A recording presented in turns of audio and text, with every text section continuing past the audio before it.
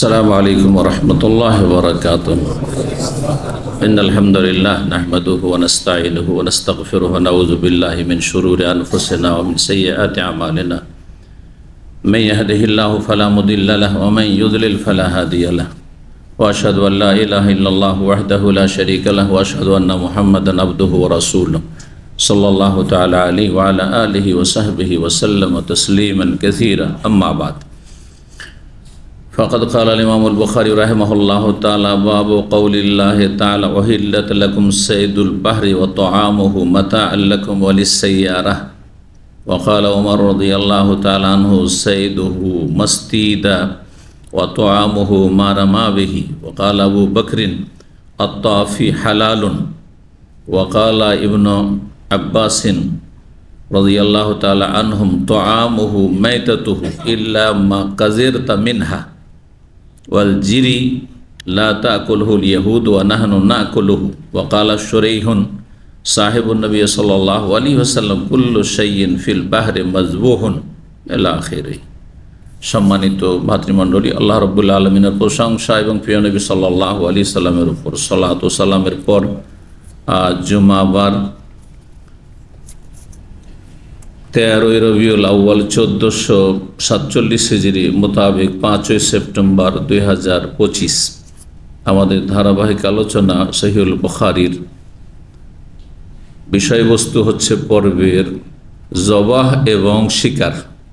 জবাই করা এবং শিকার করা সম্পর্ক জবাইয়ের সাথে রয়েছে। কিছু কিছু শিকারের মাধ্যমে বিশেষ পদ্ধতিতে শিকার করার মাধ্যমে জবাইয়ের কাজ হয়। এই জন্য মুহাদ্দিসিনে কেরাম হাদিসের কিতাবগুলিতে ফুকাহাগণ তাদের ফিকহের কিতাবাদিতে এই দুটো বিষয়কে একই অধ্যায়ে নিয়ে এসে থাকেন। বেশিরভাগ হাদিস এবং ফিকহের কিতাবে জবাই এবং শিকার বা শিকার এবং জবাই, বাবু সাইদ ও জবাই অথবা বাবু জবাই ও সাইদ আগে পরে দুটোকে একসাথে এই জন্যই বর্ণনা করেছেন। তো এর ধারাবাহিক আলোচনা আজকে পর্ব নম্বর 3। ইমাম বুখারী রাহিমাহুল্লাহর এই জবাই এবং শিকারের পর্বের অধ্যায় নম্বর 12 থেকে আজকে শুরু করব। বিষয়বস্তু সূরা মায়েদার আয়াত নম্বর 96 তাফসীর দিয়ে শুরু করছেন। বলছেন ইমাম বুখারী রাহমাতুল্লাহি আলাইহি বাবু কওলিল্লাহি তাআলা, এই অধ্যায় হচ্ছে মহান আল্লাহর বাণী সম্পর্কে। ওহিল্লা লাকুম সাইদুল বাহরি, হে মানুষ তোমাদের জন্য হালাল করা হয়েছে সাগরের শিকারী প্রাণী। সাগর থেকে যা কিছুই তোমরা শিকার করবে তা তোমাদের জন্য হালাল করা হয়েছে। মাতা আল্লাকুম, তোমাদের উপভোগের জন্য। সূরা মায়েদার আয়াত নম্বর 96। তাহলে এই আয়াত থেকে জানলাম যে সাগরে যা কিছু আছে আমরা শিকার করি অথবা এমনিতে শিকার করছেন, এমনি পেয়ে গেলাম, সে পানিতেই পেলাম অথবা পানি থেকে এসে ওপরে পড়েছে, অনেক সময় লাফ দিয়েছে। হ্যাঁ, মাছ পড়ে না শুকনোতে, নদীর কিনারায় বা সাগরের কিনারায় পড়ে থাকে। আল্লাহ বলছেন হালাল করা হয়েছে তোমাদের জন্য। বেশ কিছু মাসাইল জানতে পারবেন আজকে হাদিস শুরু করার আগে, আর তারপরে তখন হাদিস আসবে। ওয়াকাল ওমর খাত্তাব রাদিয়াল্লাহু তাআলা আমিরুল মুমিনিন, তিনি বলছেন সাইদুহু, আল্লাহ বলছেন ওহিল্লা লাকুম সাইদুল বাহরি। সাইদুহু মানে সাইদুল বাহর, সাগরের শিকারী পশু। এর মানে কি? বলছেন মাস্তিদা, যা কিছু শিকার করা হয় সাগর থেকে, যা কিছু আপনি শিকার করবেন, সেটা মাছ হোক আর কচ্ছপ হোক আর কাঁকড়া হোক, যা কিছু সাগরে আছে, সাগর থেকে। কিছু কিছু উলামায়ে কেরামগণ সেখান থেকে ব্যতিক্রম করেছেন, ইস্তিসনা, যে এগুলো নয়। তার মধ্যে বিশেষ করে সাপ যদি পানিতে সাপ থাকে সাগরে অথবা পানিতে নদী নালাতে, তাহলে সেটি। আর কেউ কেউ আরও অতিরিক্ত বলেছেন যদি শুকুরের আকারে থাকে, শুকুর যেহেতু স্থলের হারাম, শুকুর থাকে। এইরকমই কেউ কেউ বলেছেন কোনো যদি হিংস্র প্রাণী থাকে, হিংস্র প্রাণী যে মানুষ দেখলে আক্রমণ করে, এইরকম যদি হয় কিন্তু এমনিতে মাছ বড় মাছ, এমনি মানুষকে খেতে পারে, তাহলে কি ওই মাছগুলো খাবেন না? এমন নয় আসলে। তো যাই হোক, নবী সাল্লাল্লাহু আলাইহি ওয়াসাল্লাম কি বলেছেন? সুনানের কিতাবাদিতে প্রসিদ্ধ হাদিস রয়েছে, যে হাদিসটি ইমাম বুখারীর শর্ত মোতাবেক না হয়, যদিও হাদিসটি সহিহ নিয়ে আসেননি, কিন্তু সেই হাদিসের আলোকে মাসলাগুলি আসবে। নবী সাল্লাল্লাহু আলাইহি ওয়াসাল্লামকে কিছু সাহাবায়ে কেরামগণ এসে বলেন, ইয়া রাসূলুল্লাহ ইন্না নারকাবুল বাহরা, আমরা মাঝে মাঝে সাগরে কি করি, বাহনে চেপে, অর্থাৎ জলজাহাজে, নৌকাতে চেপে, হ্যাঁ, আমরা সফর করি, ঘোরাঘুরি করি। নাহমেলুল কালিলা মিনাল মা, আর আমরা অল্প স্বল্প সুপেয় সুমিষ্ট পানি নিয়ে, সাগরের পানি হচ্ছে লোনা পানি, আর আমরা অল্প স্বল্প পানি নিয়েই, হ্যাঁ, এই যাত্রা শুরু করি। ও নাহমেলুল কালিল মিনাল মা, তো আফানাত ওয়াদামিম মাইল বাহরি, আমরা কি সাগরের পানি দিয়ে, লোনা পানি দিয়ে, এ বিষাদ পানি দিয়ে কি ওযু করতে পারবো, ওযু সারতে পারবো? কারণ মুসলিম, সালাত পড়তে হবে, নৌকায় আছেন, আর অল্প স্বল্প পানি খাওয়ার জন্য নিয়েছে, এটা দিয়ে যদি উজু করা শুরু করি তাহলে তাড়াতাড়ি শেষ হয়ে যাবে, আর পিপাসা তো মরে যাবে, এই লোনা পানি খেতে বাঁচা যাবে না। জিজ্ঞেস করলেন, সমস্যা। জিজ্ঞাসা কি সম্পর্কে ছিল? শুধু পানি সম্পর্কে ছিল। উত্তর পানি ও পানিতে যা আছে তা সম্পর্কে দিলেন রাসূলুল্লাহ সাল্লাল্লাহু আলাইহি ওয়াসাল্লাম। এটি হচ্ছে একজন জ্ঞানী বিজ্ঞ আলেমের পরিচয়, যে ঠিক আছে আপনি জিজ্ঞাসা হয়তো একটি করলেন, কিন্তু এর কাছাকাছি, এর সাথে সংশ্লিষ্ট কিছু মাসলা রয়েছে, একটু পরে আপনার প্রয়োজন হয়ে যাবে, বা কিছুক্ষণ পরে, কিছুদিন পরে আপনার প্রয়োজন হয়ে যাবে, তখন আর কোনো আলেম পাবেন না, হয়তো তখন আবার পেরেশান হবেন, এই জন্য এখনই বয়ান করে দিই আপনাকে। এটা তাহলে একজন জ্ঞানী মানুষ খেয়াল রাখবে যে আপনাদের প্রয়োজনটা কি। আমার প্রয়োজন আমি আলোচনা করব না, আপনাদের প্রয়োজনটা কি। আপনি হয়তো সীমিত জ্ঞানে মাসলা, আপনার সীমিত মাসলা জিজ্ঞেস করেছেন, কিন্তু আমাকে ব্যাপক চিন্তা করতে হবে, আপনার আরও কিছু প্রয়োজন হইতে পারে এর কাছাকাছি। জিজ্ঞাসা ছিল শুধু পানি সম্পর্কে, পানিতে উজু করতে পারবো কিনা, সাগরের পানিতে, লোনা পানিতে। কিন্তু নবী সাল্লাল্লাহু আলাইহি ওয়াসাল্লাম উত্তর দিলেন দুটি কথা, হুয়া তাহুরু মাউহু ওয়াল হিল্লু মাইতাতুহু। হুয়া তাহুরু মাউহু একবারে বলগল বারাবের শুরুতে হাদিস এসেছে, হ্যাঁ, শুরুতে হাদিস এসেছে, আপনার 1 নম্বর 2 নম্বর হাদিস আছে। সাগরের পানি হচ্ছে পাক পবিত্রকারী, তাহুর বলেছেন, তাহুর পবিত্রকারী। ওয়াল হিল্লু মাইতাতুহু, এবং সাগরের মরা জীবজন্তু হালাল।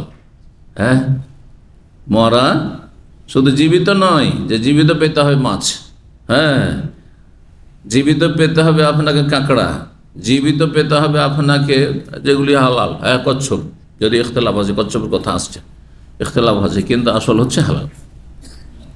সে আপনার রুচি হয় না, আমিও কাঁকড়া খাই না, ধরে আমিও কাঁকড়া খাই না, আমি ভালো লাগে না সেই জন্য খাই না, কিন্তু আমি এটাকে হারাম মনে করি না। রাসূলুল্লাহ সাল্লাল্লাহু আলাইহি ওয়াসাল্লাম যেমন সান্ডা খাননি, কিন্তু সান্ডাকে হারাম মনে করি না আমি। তো অনেকে আছেন হয়তো শারীরিক অবস্থা দেখে গরুর গোস্ত খান না, কিন্তু তার সামনে সবাই খাচ্ছে, অসুবিধা আছে কিছু?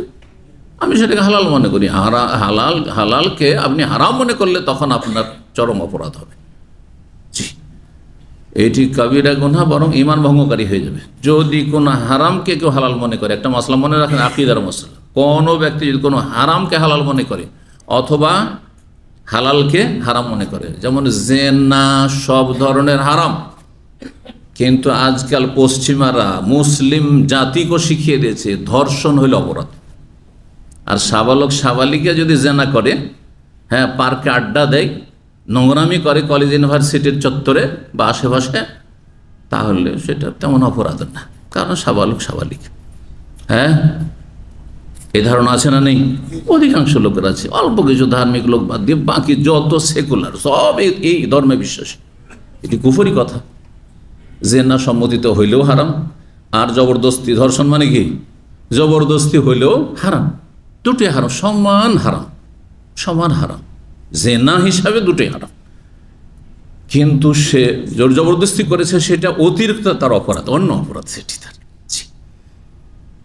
তার জন্য পানিশমেন্ট বেশি হইতে পারে, কিন্তু জেনার শাস্তি সমান সমান শরীয়তের বিধানে। আল্লাহ যা কোরআনে বর্ণনা করেছেন, বিবাহিত হইলে এই শাস্তি, আর অবিবাহিত হইলে এই শাস্তি।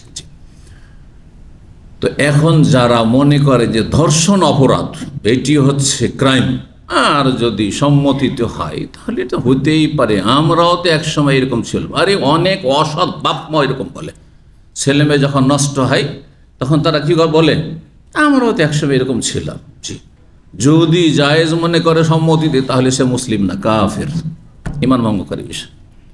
ওই রকমই গরুর গোশতকে কেউ যদি হারাম মনে করে তো কাফের, হালকা বিষয় নাই। কিন্তু আপনার খাওয়া জরুরি না, সুন্নাত না, খান খান না খান না, বোঝা গেছে না, রুচির বিষয় আপনার। জি, তো কি বলছিলাম, রাসূলুল্লাহ সাল্লাল্লাহু আলাইহি ওয়াসাল্লামকে জিজ্ঞাসা করে পানি সম্পর্কে, উত্তর দিলেন পানি পাক, পানি দিয়ে উজু করতে পারো, সব গোসল করতে পারো, সব করতে পারো। আর অল হিল্লু মাইতাতুহু, আর সাগরে মরাও জীবজন্তু যা পাবে সেগুলি কি করতে পারবে, হালাল খেতে পারো, হালাল। কারণ নবী সাল্লাল্লাহু আলাইহি ওয়াসাল্লাম জানছেন যে এখন ওর মস্তিষ্কে প্রশ্ন জেগেছে যে আমরা যে অল্প পানি নিয়ে যাচ্ছি, তো এই অল্প পানি যদি আমরা পান করে নিই তো আতেশ না, আমরা পিপাসিত হয়ে মরবো। সেই জন্য কি সাগরের পানিতে, লনা পানিতে উজু করতে পারবো, কিন্তু কিছু করবার চিন্তা করি, ক্ষুধার্ত হয়েছি, খাবার দাবার সব শেষ হয়ে গেছে, পাথেয় সম্বল সব শেষ হয়ে গেছে, তাহলে কি আমরা মরা পেয়েছি, মরা মাছ খেতে পারবো, মরা এসব কাঁকড়া খেতে পারবো, জীবিত পাইনি হয়তো। তারপর এগুলো কি আসলে জবাই করতে হবে, এর মশলা হিল্লো মাইতে, মরা হইলেও হালাল, মরা হইলেও হালাল। পক্ষান্তর স্থলচর প্রাণী যেগুলি হালাল, সেগুলি মরা হইলে হালাল নাই, বোঝা গেছে না। তার জন্য কি শর্ত, জবাই শর্ত। সাগরের পাখি, পশু পাখি, এমনকি আমার পাখি, সাগরের পাখি হইতে পারে, সাগরে থাকে, তো হালাল, মরা হইলেও হালাল। এখন এই মশলাগুলি বোঝার জন্য ভূমিকা স্বরূপ একটি কথা শুনে রাখেন, যত প্রাণী রয়েছে 3 ভাগে বিভক্ত, যত প্রাণী রয়েছে কি 3 ভাগে বিভক্ত, স্থলচর প্রাণী, জলচর প্রাণী, আর এটা কোথায় পড়েছেন, বিজ্ঞানে না, বিজ্ঞানে পড়েছে। তো এইটা এই ফিকার মাসলাতে এটার প্রয়োজন আছে। স্থলচর প্রাণী যদি যেগুলি হালাল, হালালের আওতাতে পড়ছে, সেগুলির জন্য কি শর্ত, জবাই শর্ত। আচ্ছা, জলচর প্রাণী যেগুলো শুধু পানিতে জীবনযাপন করতে, পানির ওপর নিয়ে আসলে 2 ঘন্টা, 1 ঘন্টা, 4 ঘন্টা, 5 ঘন্টা, কিন্তু মরে যাবে, বাঁচতে পারবে না, সেগুলো হচ্ছে জলচর প্রাণী। সেগুলির জন্য জবাই শর্ত নাই, সেগুলির জন্য হায়াত শর্ত নাই, যে জীবন্ত ধরতে হবে, সেটা মরা পেলেও খেতে পারবে না, আবার রুচি হলেই হল। উভয়চর প্রাণী যদি হয়, তাহলে যদি হালাল হয় তো জবাই করতে হবে, হালাল হয়ে জবাই করতে হবে। জি, তো তারপরে চলেন ওমর রাদিয়াল্লাহু তাআলা আনহু কি বলছেন এখানে, সাইদুহু মানে সাইদুল বাহর, সাগরের যেগুলো শিকারী পশু, মাস্তিদা যা শিকার করা হয়ে থাকে, যা মানুষ ধরে, অত আমহু ওহিল্লাকুম সাইদুল বাহরি অত আমহু মানে তোয়ামুল বাহরে। এক তো আল্লাহ বলছেন যে সাগরের শিকারী জীবজন্তু, এটা হয়ে গেল যেগুলো শিকার করে। অত আমহু মানে কি, মানে তোয়ামুল বাহার, সাগরের খাবার। সাগরের খাবার আবার কি, তাহলে এক তো শিকারী হয়ে গেল যেগুলো শিকার করতো, যেগুলো শিকার করি তো খাবার। এছাড়া আবার আল্লাহ বলছেন যে অত আমহু মানে সাগরের যেগুলো খাদ্য, তো সাগরের খাবার যেগুলো মানুষ খেতে পারে, এর মানে কি, তিনি বলছেন মা রামাবিহি, যেটা শুকনো জায়গায় নিক্ষেপ করে দেয়, নদীর কিনারে, সাগরের কিনারায় আর ঢেউ এসছে, আর তার বা আপনার জোয়ার এসেছে, আর তারপরে পানি নেমে গেছে, আর ও যে শুকনো জায়গায় মাছ থেকে গেছে, হয় না, হয় না, ওপরে থেকে গেছে, বা লাফ দিয়ে চলে এসছে। মারামাবি যা সাগর থেকে কি হয়েছে, নিক্ষিপ্ত হয়েছে, যে কোনোভাবে হোক না কেন শুকনো জায়গায়, সেটা হচ্ছে তামুল বাহার, আর যেটা আপনি শিকার করেছেন পানি থেকে সেটা হচ্ছে সাইদুল বাহার, শিকারী আপনার সাগরের প্রাণী। কিন্তু প্রসিদ্ধ যেটি তাফসীর, তাতে আর একটি ফায়দা রয়েছে। সাইদুল বাহার মানে যেগুলো শিকার করা হয়, ধরেছেন আপনি, পানিতে আছে, আর সেগুলো থেকে শিকার করেছেন, জীবিত অবস্থায় শিকার করছেন, কারণ সাধারণত শিকার করে জীবিতই শিকার করে, ঠিক না? আর তামহ মানে মেতাতুল বাহার, মরে আছে, ভাসছে, নদীতে দেখছেন পুকুরে মাছ ভাসছে, অথবা আপনার নদী সাগরে মাছ ভাসছে, এই ভাসা মাছ খাওয়া যাবে কি? আসছে মাছলা। হানাফি মাযহাবে এই ভাসমান যেগুলো ভেসে উঠেছে, মরে ভেসে গেছে, ওটা খাওয়া মাকরুহ, ওদের কাছে খাওয়া যাবে না। বুঝতে পেরেছেন? তা হানাফি মাযহাবে খুব সীমিত করে দিয়েছে একবারে সাগরের প্রাণী সম্পর্কে। তাদের ফতোয়া এত সীমিত, শুধু মাছ খাওয়া যাবে, মাছ ছাড়া অন্য কিছুই খাওয়া যাবে না। সুতরাং তাদের কাছে কাঁকড়া খাওয়া যাবে না, শামুক খাওয়া যাবে না, ঝিনুক খাওয়া যাবে না, মানে আজকাল সি ফুড বলে 5 স্টার হোটেলে যা কিছু দেওয়া হচ্ছে কিচ্ছু খাওয়া যাবে না ওদের কাছে, শুধুমাত্র মাছ ছাড়া। আচ্ছা, মাছের মধ্যেও যদি এবার মরে ভেসে যায় পানিতে, তাও খাওয়া যাবে না। বুঝতে পেরেছেন? সবচাইতে সংকীর্ণ ফতোয়া হচ্ছে কিসে?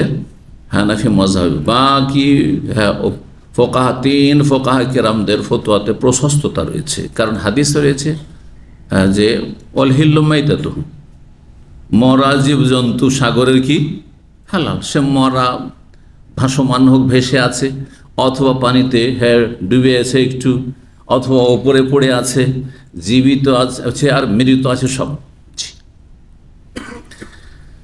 তো এই ছিল উমর রাদিয়াল্লাহু তাআলার কথা। ওয়াকাল আবু বকর রাদিয়াল্লাহু তাআলা বলেছেন, আত-তাফি হালালুন, ভেসে ওঠা মাছ হালাল। আরে ভেসে ওঠা মাছ হালাল, সুতরাং মাকরুহ কেন বলবেন আপনি? এটা খেয়াল খুশি বলছে। ও কখন মরেছে, হতে পারে সরে গেছে, সরে গিয়ে এত বেশি সরে গেছে যে তাতে আপনার শরীর স্বাস্থ্যের ক্ষতি করতে পারে, তাহলে সেটা এই ক্ষতি সাধনকারী, সেই জন্য তখন আপনি খাবেন না। কারণ শরীয়তের একটি নীতিমালা হচ্ছে, যা শরীরের জন্য বেশি ক্ষতিকর সেটা খাবেন না। কিন্তু ভেসে গেলেই সেটা ক্ষতি করে, এর তো কোনো প্রমাণ নেই। যার ফলে ভেসে উঠুক আর পানির তলায় থাকুক, হালাল। আর তাফি হালালুন মানে ভেসে ওঠা মাছ হালাল। জি। ওয়াকাল ইবনে আব্বাস, আব্দুল্লাহ বিন আব্বাস রাদিয়াল্লাহু তাআলা বলেন, তাআমুহু মানে মাইতাতু, এই যে তাফসীরটি বলে, এটি হচ্ছে প্রসিদ্ধ তাফসীর। ওহিল্লা লাকুম সাইদুল বাহরি ওয়া তাআমুহু, আপনি সাগর থেকে, নদী থেকে যা শিকার করবেন জীবিত, সেটাও হালাল, বিনা জবাইতে। আর যেটা তাআমুহু মানে মাইতাতু, মরা পাবেন, মরে আছে। অনেক সময় আমাদের সমাজে এত হিংসা বিদ্বেষ আছে, এত হিংসা বিদ্বেষ আছে, আল্লাহ হেফাজত করুন। হিংসুকদের অনিষ্ট থেকে আল্লাহ, অমিন শাররি হাসিদিন ইযা হাসাদ, বেশি বেশি পড়বেন। সাগরে না, পুকুরে, আমাদের দেশে পুকুর তো অনেক বেশি, পুকুরে মাছ আপনি চাষ করছেন, পারিবারিক বা গ্রামীণ কিছু শত্রুতা আছে। আমাদের দেশে তো গ্রামীণ পলিটিক্স খুব বেশি চলে, আর শত্রুতা বিদ্বেষ খুবই বেশি। কেউ কারো উন্নতি বরদাস্ত করতে পারেন না, ইল্লা মাশা আল্লাহ। হিংসুক লোকের অভাব নেই আমাদের দেশে, আল্লাহ হেফাজত করুন। কি করে? বিষ দিয়ে চলে গেছে, রাত্রে বিষ দিয়েছে, সব মাছ ভেসে গেছে। তো হানফি মাযহাবে সব ফেলে দিতে হবে নাকি? না, খান আপনি, অসুবিধা খান। তো ইবনে আব্বাস কি বলছেন? তাআমুহু মানে সাগরের, নদীর, জলাশয়ের, খাল বিলের অথবা পুকুরের। তাআমুহু মানে মাইতাতুহু, মরা জীবজন্তু, মরে আছে, তাও হালাল। ইল্লা মা কাযারতা মিনহা, তবে যেটা তোমার জন্য অরুচিকর হয়, খারাপ লাগে না, ও স্বাদ খারাপ হয়ে গেছে, ফ্রিজে রেখে অনেক সময় মাছে গন্ধ হয়ে গেছে, ডালে গন্ধ হয়ে গেছে, ফেলে দিন, তা আপনাকে খারাপ লাগছে, ফেলে দেন, সেটা ভিন্ন বিষয়। মা কাযারতা মিনহু, যেটা খারাপ লাগে সেটা আলাদা কথা, কিন্তু ভেসে উঠেছে সেই জন্য জায়েজ হবে না এমন কথা, বা মরা সেই জন্য খাওয়া যাবে না। ওয়াল জিররিয়ো লা তাকুল ইয়াহুদ, জিররি কি জিনিস, এর ব্যাখ্যা বিভিন্ন মত রয়েছে। তার মধ্যে প্রসিদ্ধ মত হচ্ছে বাইন জাতীয় মাছ, মানে সাপের মতো যে মাছগুলি দেখতে লাগে, সেটা মাছের দেশের মানুষ আপনারা বলেন। ছোট সাইজের কি আছে না, ছোটগুলোকে কি বলেন? গুচি। গুচি না, আমরা গুচি বলি, আপনারা কি বলেন? না, গুত্তম। গুত্তম তো আছে, গুত্তম ছাড়াও আর একটা গুচিয়া মাছ। হ্যাঁ হ্যাঁ, বিকৃত করে বলেন গুচি মাছ সোজা। হ্যাঁ আচ্ছা, বড় একটু আছে বাইম মাছ, বড় ছোট সব রকম আছে বাইম মাছ, তাই না? বাইন, কেউ বাইম বলে, কেউ বাইন, বাইন মাছ। আচ্ছা, এর চেয়ে একরকম মাছ আছে একেবারে সাপের মতো দেখতে। কি বলেন? একজন এত লোক না, কচিয়া। কচিয়া এটা আমাদের অঞ্চলে মালদহ আর এরা সেই চাপাই দিয়ে বলে আনুহা মাছ বলে। তো এটা একেবারে সাপের মতো যেহেতু লাগে, আমরা 9 ভাই ছোট কালকার ঘটনা বলি, একটা হাস্যকর ঘটনা, আমাদের বাড়ির ঘটনা। ওই আমার ভাইটা ও খাবে, আর মাছ ধরার একটা নিশা ছিল, তো ওই কুচিয়া মাছ সাপের মতো লাগছে, ধরে নিয়ে চলে এসছে, আর ও খাবে, আর এই বড় একবার ধরে নিয়ে এসছে। আমার আম্মা রাহমাহুল্লাহ, ও আমাদের মতো রুচির মানুষ, আমাদের অরুচি, ওনারও অনরুচি, বলছে আমি ছুব না, আমি পাক করে দেবো না, আমি ছুব না আর পাক করে দেবো না, আমার কোনো বন্টনও নেই। এখন ও নিজেই সেটাকে একবারে তার যে আপনার চোখা আছে সেটাকে খালিয়ে নিল, পুড়িয়ে, আর তারপরে নিজেই পাক করে খেলো, নিজে পাক করে খেলো। আমার 2 নম্বর ভাইট, কথা বুঝতে পেরেছেন? তো এই ধরনের মাছ যেগুলো সাপের মতো দেখতে লাগে, ওগুলো সাপ নয় কিন্তু সাপের মতো লাগে, খাওয়া যাবে কিনা? এটা হচ্ছে প্রসিদ্ধ ব্যাখ্যা জিররির। আর কেউ কেউ বলেছেন যে এর সাথে ব্যাপক করে যেই মাছের আঁশ নেই, আঁশবিহীন মাছ, তাহলে আরও ব্যাপক হলো। তাহলে মেলা মাছ ছিল আসবে এর মধ্যে, তাই না? বোয়াল মাছ, হ্যাঁ, শিং মাছ, মাগুর মাছ, হ্যাঁ, পাঙ্গাস মাছ, এর মেলা আছে। তো যাই হোক, অত গণাবার দরকার নেই। যেগুলো আঁশবিহীন মাছ, হালাল না হারাম, এটা একটা মশলা। তৃতীয় ব্যাখ্যা হচ্ছে যে এমন মাছ যেটা মাছ চাইতে দেখতে ভিন্ন। দেখবেন কিছু মাছ এখানকার মার্কেটে পাওয়া যায়, সাগরের মাছে সামনের দিকে চিকন, পেছন দিক চিকন, আর মাছটা একবারে মোটা হয়ে আছে কচ্ছপের মতো। দেখেছেন এরকম মাছ? এইটাকে কেউ বলছে জিররি। তো সবগুলি সামিল করতে পারেন এই ধরনের মাছ, যেগুলো সাধারণ মাছের চাইতে দেখতে ব্যতিক্রম। এই ধরনের মাছগুলি, যেগুলিতে খানিকটা অরুচির দিক থাকতে পারে কারো, হ্যাঁ, কারণ ওই যে সাপের মতো লাগছে, অথবা ভিন্ন জাত লাগছে, কেমন লাগছে যেন। জি, লাতাকুল ইয়াহুদ, ইহুদিরা খায় না, অন্যান্য না কল, কিন্তু আমরা খাবো। ইবনে আব্বাস রাদিয়াল্লাহু আনহু বলছেন, সাহাবী বলছেন ইহুদিরা খায় না এ ধরনের মাছগুলি, হ্যাঁ, বাইন জাতীয় মাছ বা সাপের মতো যে মাছগুলো দেখতে, সেগুলো খাই না, যে ব্যাখ্যাগুলি করলাম, কিন্তু আমরা খাই বা খাবো। ওয়াকালা সুরাইহুন, সাহাবী সুরাই রাদিয়াল্লাহু তাআলা আনহু। সুরাই যে সাহাবী, অনেকের হয়তো জানা, অপ্রসিদ্ধ সাহাবী, সেই জন্য ইমাম বুখারী স্পষ্ট করে সাহিবুন নবী, যিনি নবী সাল্লাল্লাহু আলাইহি ওয়াসাল্লামের সঙ্গী ছিলেন, সাহাবী, একজন সাহাবীর নাম ছিল সুরাই। আর এক আবু সুরাই আল কাজী রয়েছে, সেই জন্য নবী সাল্লাল্লাহু আলাইহি ওয়াসাল্লামের সঙ্গী। তিনি বলছেন কুল্লু শাইন ফিল বাহারে মজবুহুন, সাগরের অর্থাৎ পানির, এখানে সাগর বলতে শুধু সাগর না যে নদীকে বের করে দিবেন, খাল বিল আর জলাশয় পুকুরকে বের করে দিবেন, পানির, হ্যাঁ, পানির সমস্ত জীবজন্তু হচ্ছে মজবুহুন, মানে জবাই করা পশুর মত, পশু পাখির মত। যেসব পশু পাখি খাওয়া হালাল, সেগুলি জবাই করে দিলে হালাল হইল না, হইল না? ঠিক ওই রকমই পানিতে যা কিছু পাবেন সব হচ্ছে জবাইকৃত পশুর মতো, অর্থাৎ হালাল। এটি সবচেয়ে ব্যাপক, হ্যাঁ, ফতুয়া, যে পানিতে যা পাবেন তাই হচ্ছে হালাল। জি, তবে শুধু যেগুলো বিষাক্ত সেগুলি ভিন্ন বিষয়, মানে সাপ জাতীয় যেগুলো। তো আর এর পক্ষে হাদিস রয়েছে, যে হাদিস শোনাইলাম, যে সাগরের অথবা পানির কি হিল্লমাইতাতু, হালাল হচ্ছে সেখানকার মরা জীবজন্তু, মরা প্রাণী, মরা হোক আর জীবিত হোক। ওয়াকাল আতা প্রখ্যা, তবে আতা বলছেন আম্মা তাইরু, আচ্ছা যদি এতে পানিতে, হ্যাঁ, পাখি হয়, সাগরের পাখি ফারা আমি মনে করি, তিনি বলছেন আমার ফতোয়া হচ্ছে আন্তাজ বাহু, যেহেতু পাখির মতো সেটা জবাই করে নেবেন, তার মত সেটি।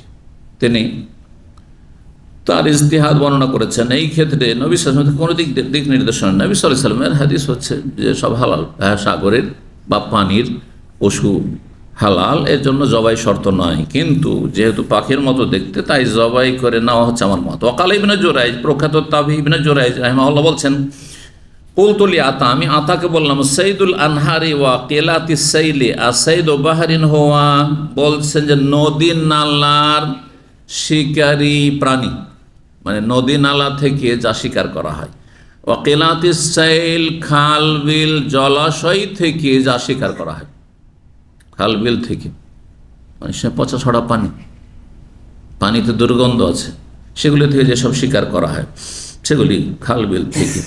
যদিও সূক্ষ্ম অর্থ কেলাতনের বহু বচন, পাহাড়ি এলাকায় পাথরের ভিতর থেকে আপনার পানি প্রবাহিত হয়, সেগুলিকে কেলা বলা হয়, কিন্তু ব্যাপক অর্থে নদী নালার কথা বলা হয়েছে। সাইদুল বাহার নদী নালা, আনহার নাহারের বহু বচন, আর তারপরে হচ্ছে জলাশয়, খালবিল, পুকুর ইত্যাদির প্রাণী আছে সম্পর্কে জিজ্ঞেস করছেন আতাকে ইবনে জুরাইজ। আসসাইদ ও বাহরিন, এগুলি সাগরের শিকারী প্রাণীর মতো কিনা, মানে সাগর সম্পর্কে নবী সাল্লাল্লাহু আলাইহি ওয়াসাল্লাম বলেছেন যে সেখানকার মরাগুলো হালাল, কিন্তু পুকুরে পেলে মরা হালাল কিনা, খালবিলে পেলে, কোনো জায়গায় একটু গর্ত আছে পানি আছে সেখানে পেলেন, সেগুলি ওই রকম মরা পেলে হালাল কিনা। আসসাইদ ও বাহরিন হওয়া, হ্যাঁ সাগরের শিকারী প্রাণীর মতো কিনা, কালার নাম, হ্যাঁ কোনো অসুবিধা নেই, মিষ্টি পানির হোক আল্লাহ না পানির হোক কোনো অসুবিধা নেই। যদি আল্লাহ বাহার বলেছেন, কিন্তু নাহার হোক, পুকুর হোক, জলাশয় হোক, খালবিল হোক, কোনো জায়গায় গর্ত হোক, পানিতে যা কিছু আছে তা হচ্ছে, আর পানি ছাড়া বাইরে জীবনযাপন করতে পারেন না, সেসব প্রাণী হালাল। তারপরে দলিল হিসাবে তেলাওয়াত করলেন আল্লাহ রাব্বুল আলামিন ইরশাদ করেন, হাযা আযবুন ফুরাত, আল্লাহ বলছেন যে পানি আমি সৃষ্টি করেছি দুই রকমের, পানি সৃষ্টি করেছি দুই প্রকারের। হাজা এক শ্রেণীর পানি হচ্ছে আজবন সুমিষ্ট, আজবন মানে সুমিষ্ট মিষ্টি পানি, ফোরাতুন সুপেয়, সুমিষ্ট সুপে, সায়বন সারাবহু, যার পান করতে হ্যাঁ সবাই আগ্রহী হয়ে থাকে, সহজে পান করতে পারে। যখন সুপেয় কোন পানিকে বলা হয়, যেটা পান করা সবাই পছন্দ করে। জি, তো আজবন ফোরাতন সমিষ্ট, আর সায়গুন সারাবু সুপে। ওয়াহাদা মিলহুন ওজাজ, দ্বিতীয় রকমের পানি আমি সৃষ্টি করেছি আল্লাহ বলছেন, যেটা হচ্ছে মিলহুন, মিলহুন মানে লবণ, মানে লোনা, লবণাক্ত, আর ওজাজুন বিষাদ, লবণাক্ত পানি মুখে দিতে ভালো লাগে না বিষাদ লাগে, কষ্ট লাগে। ওজাজুন অমিন কুল্লিন তাকুনুনা লাহমান তারিয়ান, আর প্রত্যেক ধরনের পানি থেকে, পানিতে বসবাসকারী প্রাণী থেকে তোমরা তরতাজা, হ্যাঁ প্রাণী তোমরা বা জীবজন্তু শিকার করে তোমরা খেয়ে থাকো। অর্থাৎ পানি আমি দুই রকম সৃষ্টি করেছি, আর উভয় রকমের পানিতে বেশ কিছু প্রাণী আমি সৃষ্টি করেছি, সেগুলির সবগুলি থেকে তোমরা তাজা কি খেয়ে থাকো, গোস্ত খেয়ে থাকো। লাহমান তরিয়ান, আল্লাহ গোস্ত বলেছেন। এখান থেকে ওলামারা বলেছেন যে মাছকে আল্লাহ গোস্ত বলেছেন।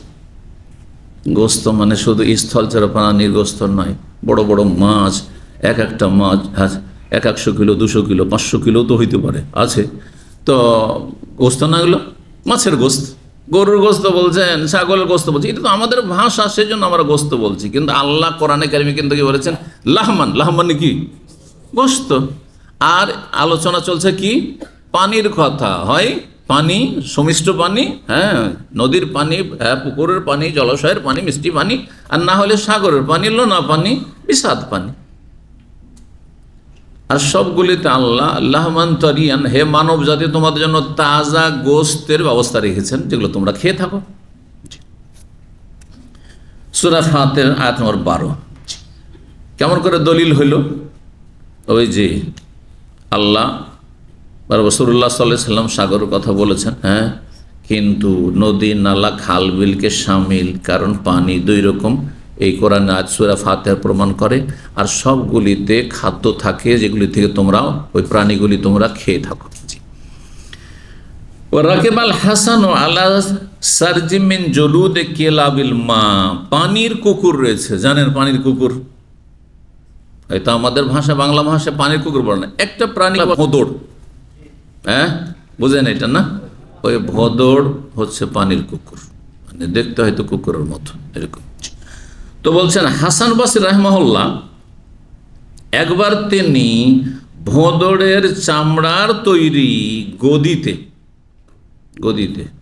আপনার ঘোড়ার পিঠে যে গদি তৈরি করা হয় সেই গদিতে যে চামড়া ব্যবহার করা হয়েছে সেটি ছিল ভোঁদড়ের চামড়ার গদি, তাতে তিনি আরোহণ করেছেন।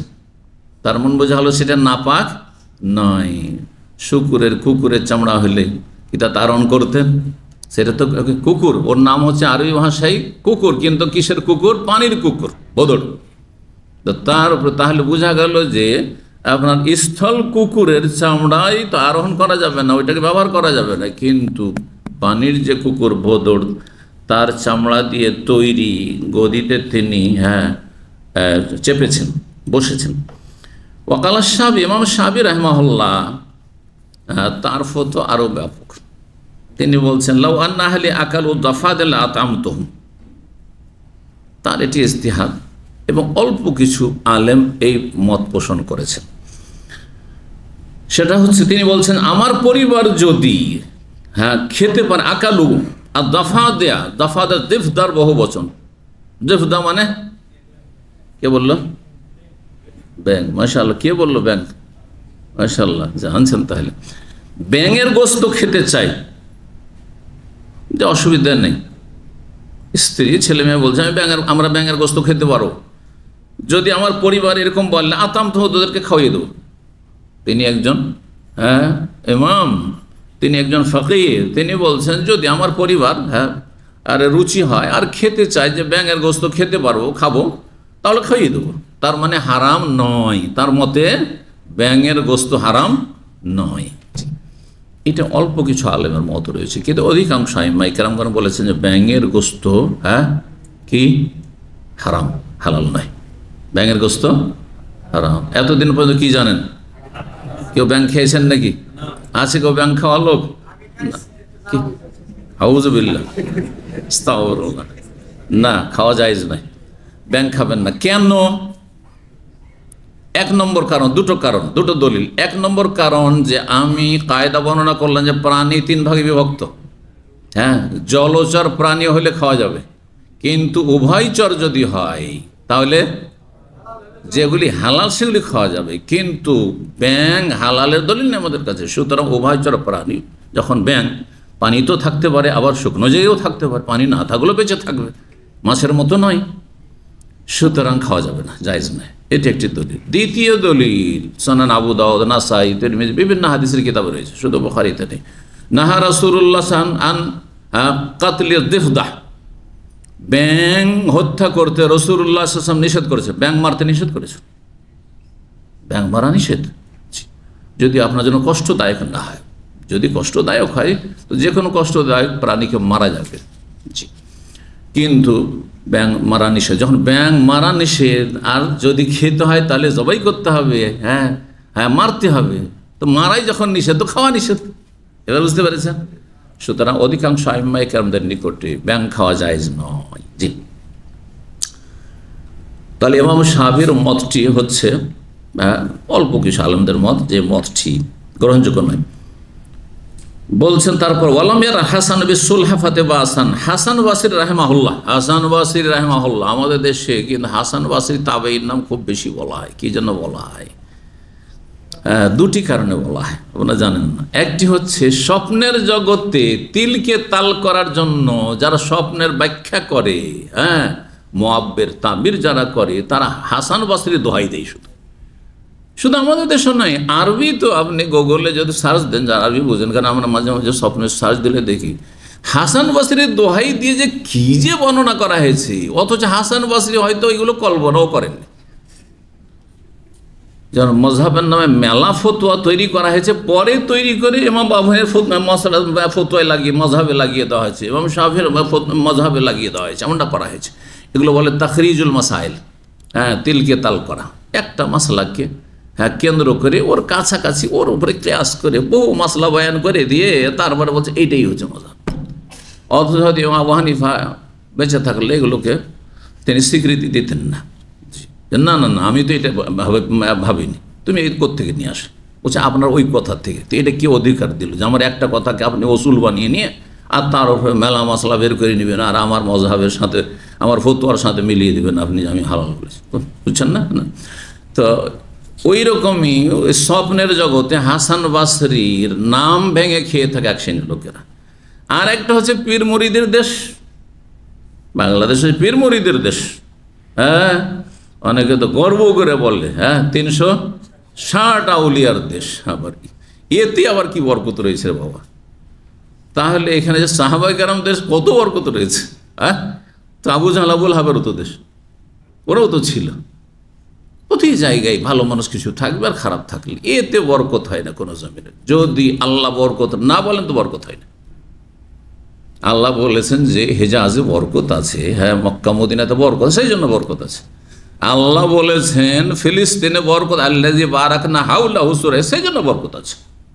বন গড়া বরকত, হ্যাঁ কোনো জায়গায় নেক মানুষ বাস করে সেই জন্য জমিনের বরকত আছে, না কোনো বরকত নেই, কোনো বরকত নেই। সাময়িক সেখানে এই যুগে হয়তো কিছু ভালো মানুষ আছে বা কোনো যুগে ছিল, তারপর খারাপ মানুষও থাকতে পারে সেখানে, ঠিক কিনা? মক্কাতে 360টা মূর্তির পূজা হয়েছে, মক্কাকে নাপাক করে ফেলেছিল। তো তখন কি বলতেন সেই অবস্থায় যদি দেখতেন? তাহলে হ্যাঁ বোঝা গেল যে না, শুধু কোন একটা অবস্থা দেখে বলে দিবেন। তারপরে যাদেরকে অলি আউলিয়া বলছেন তারা সুন্নাত তাওহীদ সুন্নতে প্রচার প্রসার করেছেন না, তারা শিরক বিদআতে প্রচার প্রসার ঘটিয়েছেন।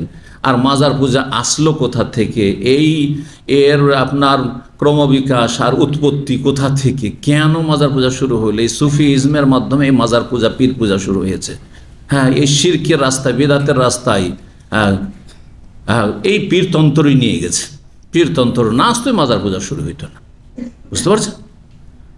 আর তার সাথে অজ্ঞতা কাজ করেছে, অন্ধভক্তি কাজ করেছে। তো কথা হচ্ছে যে 360 আউলিয়ার দেশ, সেই জন্য পবিত্র দেশ। সিলেটের শাহজালালের কবর আছে, সেই জন্যই সেখানে বালা মুসিবত আসে না, নাহলে কি যে হইতো। একবার পত্রপত্রিকা লিখলো, আবার প্লেন দুর্ঘটনা হয়েছিল অনেকদিন আগে, আর কিছু হয়নি, তেমন ক্ষতি হয়নি। বলছে যদি আল্লাহর ওলি শাহজালাল মাজার না থাকতো তো কি যে হইতো। শিরকি কথা এটা, এই কথা ইসলাম চলে যাবে, শিরকি কথা।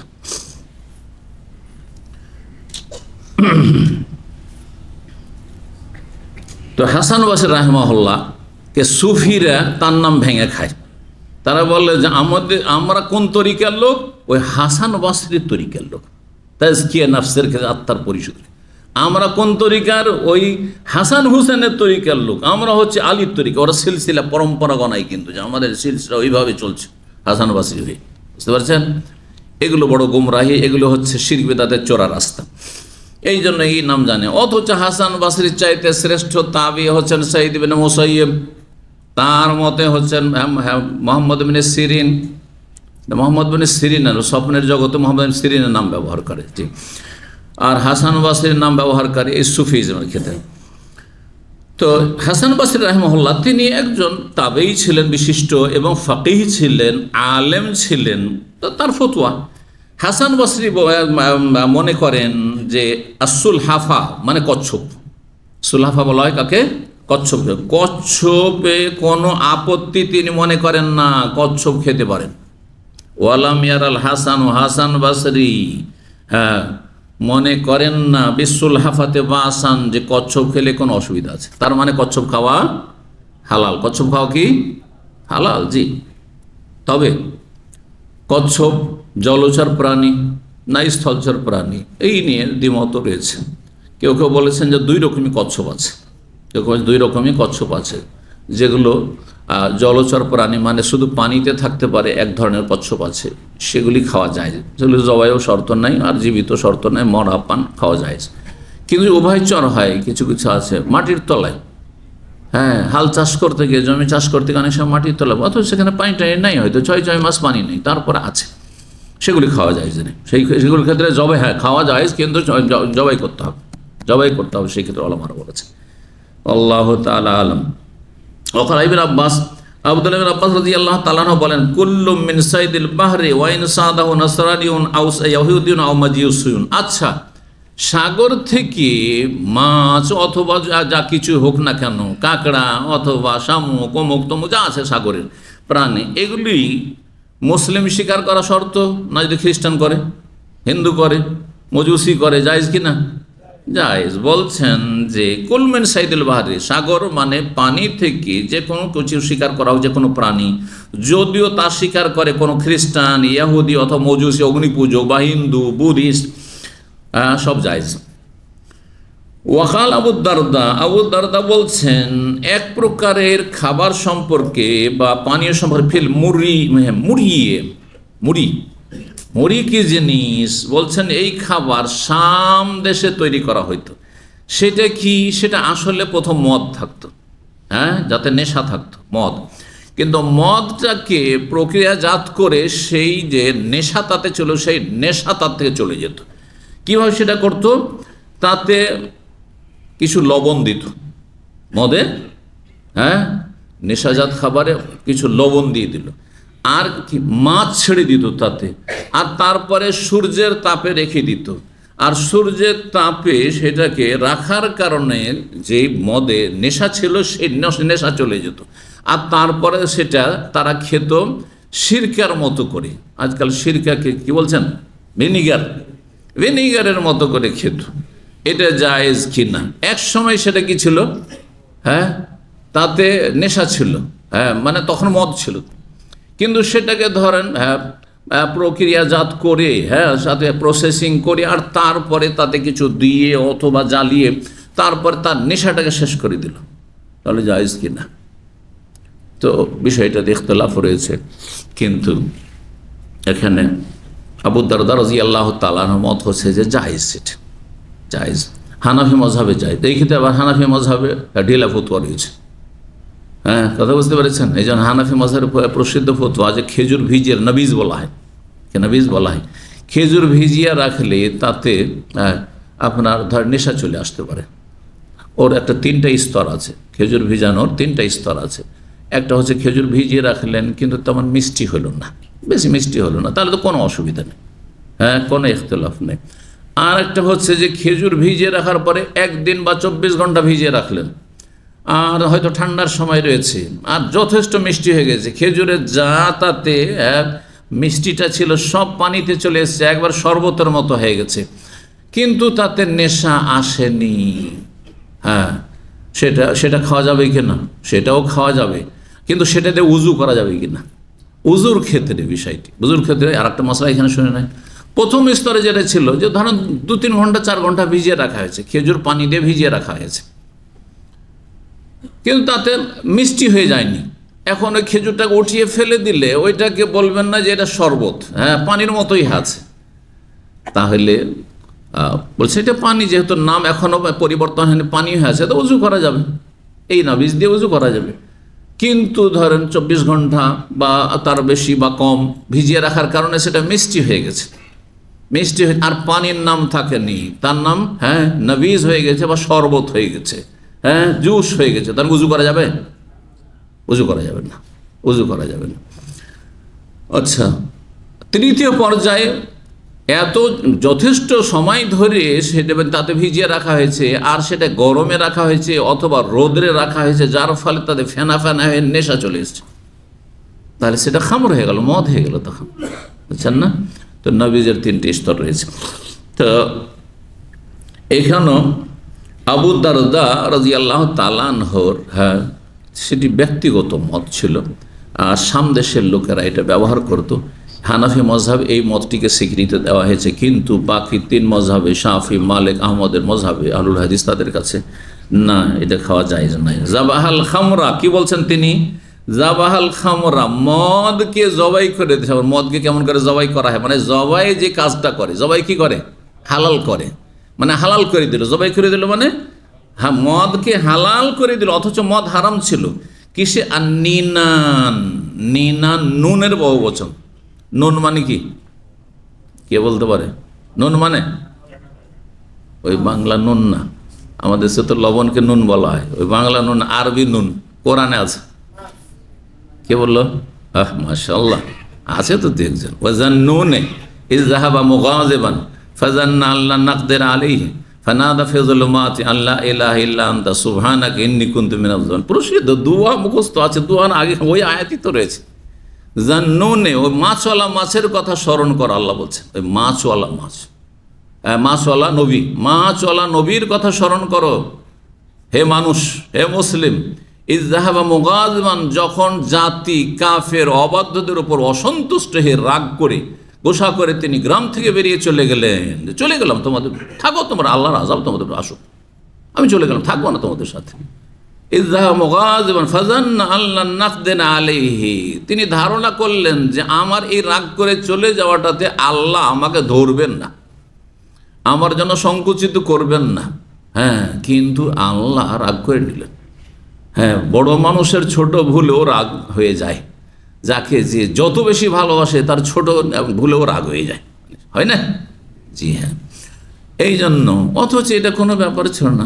হ্যাঁ, আপনি দাম্মাম থেকে চাকরি করছেন, চলে যাবেন দেশে, তা আল্লাহর কাছে অনুমতি নিতে হবে নাকি যে আল্লাহ যাবো না, যাবো না? ইস্তেখারা করলেন, ইস্তেখারা মানে অনুমতি না, আল্লাহকে বললেন, চাইলেন, চলে গেলেন। অত ইস্তেখারা করাও সুন্নাত মুস্তাহাব, চলে গেলেন, এমনি চলে গেলেন, থাকবো না এখানে, এই দেশে থাকবো না, বা অমুক নিজের দেশে থাকবো না, অন্য জায়গায় থাকবো, অমুক অমুক কাজ করবো, অসুবিধা আছে? কিন্তু নবী রাসূলরা যেহেতু আল্লাহর মুকাররাবিন বান্দা, হ্যাঁ, সান্নিধ্যপ্রাপ্ত বান্দা, সেই জন্য তোমাকে আমি হুকুম করিনি যে তুমি এখান থেকে চলে যাও। হ্যাঁ, সবর করে থাকতে হয়, তুমি কেন গেলে? আল্লাহ রাস্তা সংকুচিত করে দিলেন। হ্যাঁ, সাগরে চাপ হলেন, কিন্তু হ্যাঁ, ভাগ্য এমন হলো যে সাগরে ঝাঁপ দিতেই হলো। হ্যাঁ, সাগরে ঝাঁপ, হ্যাঁ, বারবার তার নাম উঠছে। তখন তিনি বললেন, ঠিক আছে, আমি ঝাঁপ দিছি। যেমনই ঝাঁপ দেয়, ওইদিকে আল্লাহ তৈরি করে রেখেছেন হুতকে, একবার তিমি মাছ, বড় মাছকে, বিশাল মাছকে, হুত। ফালতাকামা হল হুত, অন্য আয়াতে রয়েছে। হ্যাঁ, তিমি মাছে ইউনুস আলাইহিস সালাম মাছওয়ালা নবীকে গিলে ফেললেন, লোকমা বানিয়ে ফেললো, গিনে ফেললো। ফালতাকামাল হুত। তো আল্লাহ রাব্বুল আলামিন কীভাবে রাস্তাকে সংকুচিত করে দিলেন। হ্যাঁ, ফানাদা ফি যুলুমাত, মাছের পেটে চলে গেলেন, আল্লাহকে ডাকতে শুরু করলেন, কি বলে? লা ইলাহা ইল্লা আনতা, কালেমা তাইয়্যিবা দিয়ে। এই জন্য সবচেয়ে বড় জিকির, সবচেয়ে বড় ইবাদত, সবচেয়ে বড় দোয়া হচ্ছে তাওহীদ, লা ইলাহা ইল্লা আনতা, লা ইলাহা ইল্লাল্লাহ। জি জি, লা ইলাহা ইল্লা আনতা সুবহানাকা, তারপরে তসবিহ, সুবহানাল্লাহ, তসবির মাধ্যমে বালা মুসিবত দূর হয়। হ্যাঁ, সুবহানাকা তাওহীদ হইল এক নম্বরে, দুই নম্বর তসবিহ হইল ইন্নী কুনতু মিনাজ জালিমিন, আল্লাহ আমি জালেম, তুমি জুলুম করনি, আমাকে মাছের পেটে ঢুকিয়ে দিও। হ্যাঁ, আমাকে বালা মুসিবত তের সম্মুখীন করে তুমি জুলুম করে, আমি জালেম আল্লাহ, মানে নিজের ভুল স্বীকার করা। ভুল স্বীকার করলে ক্ষমাযোগ্য।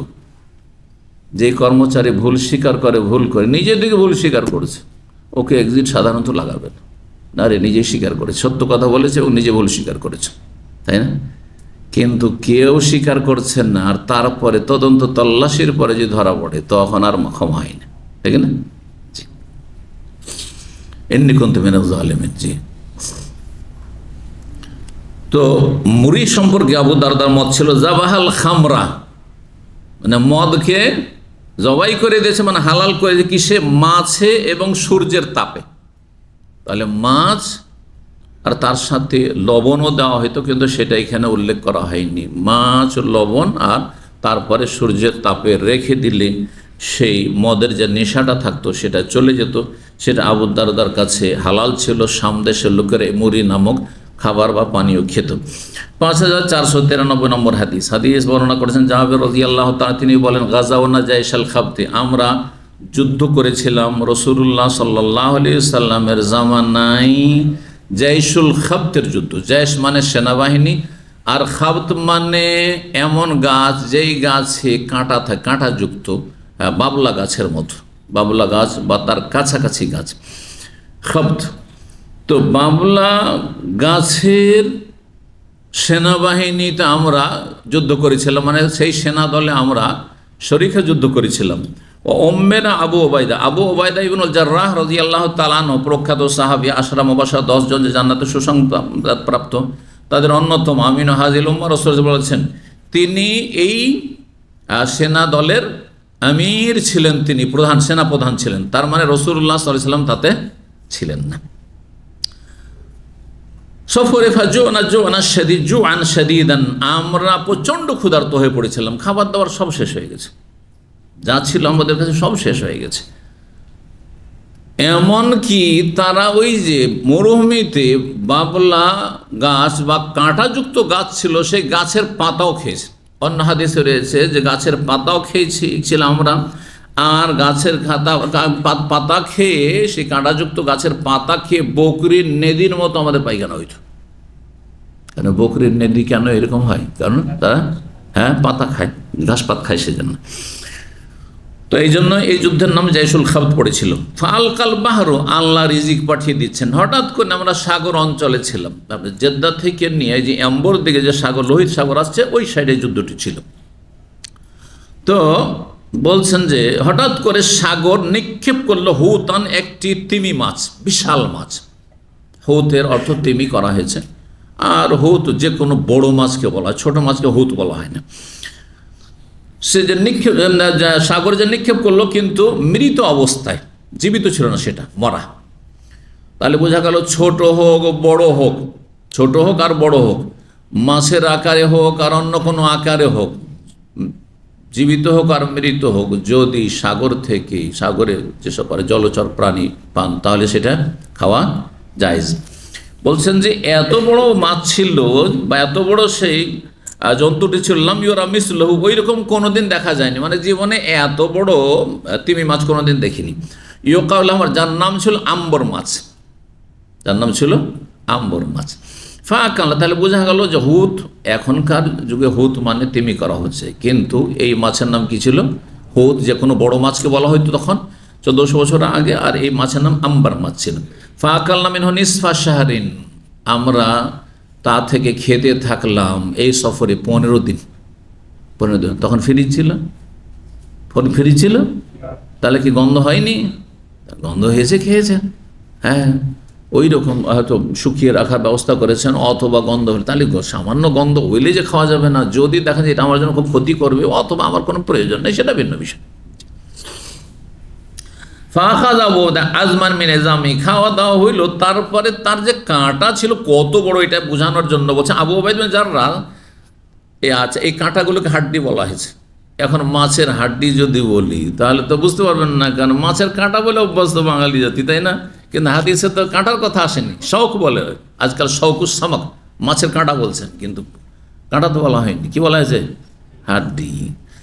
তো বলা হয়েছে যে বলছেন আবু ওবায়দা ইবনুল জাররাহ রাদিয়াল্লাহু তাআলা, যিনি আমাদের সেনাপ্রধান ছিলেন, তিনি এই মাছের কাঁটাগুলি থেকে একটি কাঁটা নিয়ে কি করলেন? খাড়া করলেন, সেটিকে সোজা খাড়া করলেন। ফামাররার রাকিবু তাহতাহু, একজন আরোহী তার নিচ দিয়ে পার হয়ে চলে গেল, একটা লোক। আর সেই যুগে আরোহী মানে বাংলা অনুবাদক একজন অশ্বরোহী করেছেন, রাকিব মানে শুধু অশ্বরোহী হয় না। অশ্বরোহী মানে কি? ঘোড়ায় যে চাপে, তখনকার যুগে ঘোড়ায় চাপতো, ঘোড়া খুব কমই থাকতো। তাহলে এইখানে যেটা প্রধান সেই যুগের বাহন ছিল সেটা হচ্ছে উট। একজন উটের পিঠে চেপে সেই কাঁটা এত উঁচা লম্বা হয়ে আছে যে তার নিচ দিয়ে চলে গেল, তার চাইতে উঁচা হচ্ছে সে মাছের কাঁটা। কত বড় মাছ ছিল, তাদের সংখ্যা কত ছিল দেখেন, সামনের হাদিসে আসছে। 5494 নম্বর হাদিস। আমর ইবনে দিনার বলছেন, আমি জাবের রাদিয়াল্লাহু তাআলা আনহুকে বলতে শুনেছি, তিনি বলছেন বাসানান নবী সাল্লাল্লাহু আলাইহি ওয়াসাল্লাম মিয়াত রাকিব, তাদের সংখ্যা কত ছিল দেখেন। বলছেন নবী সাল্লাল্লাহু আলাইহি ওয়াসাল্লাম আমাদেরকে পাঠিয়েছিলেন, আমরা 300 জন আরোহী ছিলাম। তাহলে এই সফরে সংখ্যা কত ছিল লোকের? সেনাবাহিনী বা মুজাহিদিনদের 300। ও আমিরুনা, আমাদের আমির সেনাপ্রধান ছিলেন আবু ওবায়দা। নারসদ ইরান লে কুরাইশ, কুরাইশ কাফেরদের একটি কাফেলা, বাণিজ্যিক দল, সামদেশ থেকে তারা মক্কার দিকে আসবে, তাদের জন্য আমরা ওঁত পেতেছিলাম। কারণ যখন সামদেশ থেকে আসছে, অনেক সেখান থেকে পণ্য নিয়ে আসছে, টাকা পয়সা নিয়ে আসছে, ব্যবসা বাণিজ্য করে, এদেরকে ধরতে হবে, কারণ আমাদের সব কিছু থেকে মক্কায় উচ্ছেদ করেছে, সুতরাং প্রতিশোধ নিতে হবে। হ্যাঁ, আর তখন দারুল হারব যখন যুদ্ধের পরিস্থিতি থাকবে, তখন এইরকম করা শরীয়ত সম্মত, যে আর্থিক দিক থেকে যদি কাফের আপনাকে বা আপনার জাতিকে ক্ষতিগ্রস্ত করে, আপনি তাদেরকে ক্ষতিগ্রস্ত করবেন। হ্যাঁ, যদি আপনাকে উচ্ছেদ করে, আপনি তাদেরকে উচ্ছেদ করবেন বা তাদের লুণ্ঠন করবেন। এটা চুরি ডাকাতি ছিনতাই নয়। জি, এটি জেহাদ, এটি জেহাদের একটা অংশ। জি, আর জেহাদ ইবাদত। তো নারসদ আমরা ওঁত পেতেছিলাম ইরান একটি বাণিজ্যিক দলের কোরাইশ কাফেরদের, ফাসাবানা জুন শেদিদুন, সেই সময় আমাদের এই সফরে খাবার দাবার শেষ হয়ে যাওয়ায় প্রচণ্ড ক্ষুধার্ত হয়ে আমরা পড়েছিলাম। হাত্তা আকাল্লাল খাবাতা, এমনকি আমরা সেই কাঁটাযুক্ত গাছের পাতা পর্যন্ত খেয়েছি, চলে আসলো। ফসম্মিয়া জায়সাল খাবত, এই জন্য এই যুদ্ধের নাম পড়ে গেছিল জায়সুল খাবত। হ্যাঁ, সেই বাবলা গাছের পাতার যুদ্ধ, এই নাম পড়েছিল।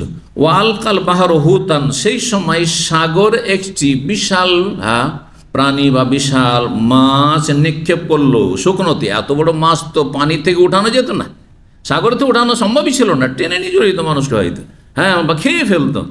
কিন্তু আল্লাহর কি কেমন জোয়ার এসেছে, আর জোয়ারের ধাক্কা তো ওপরে উঠে গেছে, আর উপরে উঠে থেকে গেছে, পানি নেমে চলে গেছে। জি, জোয়ার হোক আর ঢেউ হোক। ইউকারুল আম্বার, তার নাম বলা হয় আম্বার। ফাকালনা নিষ্পাস, 15 দিন পর্যন্ত আমরা খেতে থাকলাম, 300 জন ব্যক্তি, 15 দিন খেতে থাকলাম। ওয়াদ্দাহান্না বিবাদ, কি এত চর্বি তাতে ছিল, স্বাভাবিক থাকবেই। আর সফরে আমাদের কাছে তেল নাই, সেটাকে তার চর্বিগুলিকে আমরা তেল হিসাবে শরীরে মাখলাম, চর্বির তেল। জি,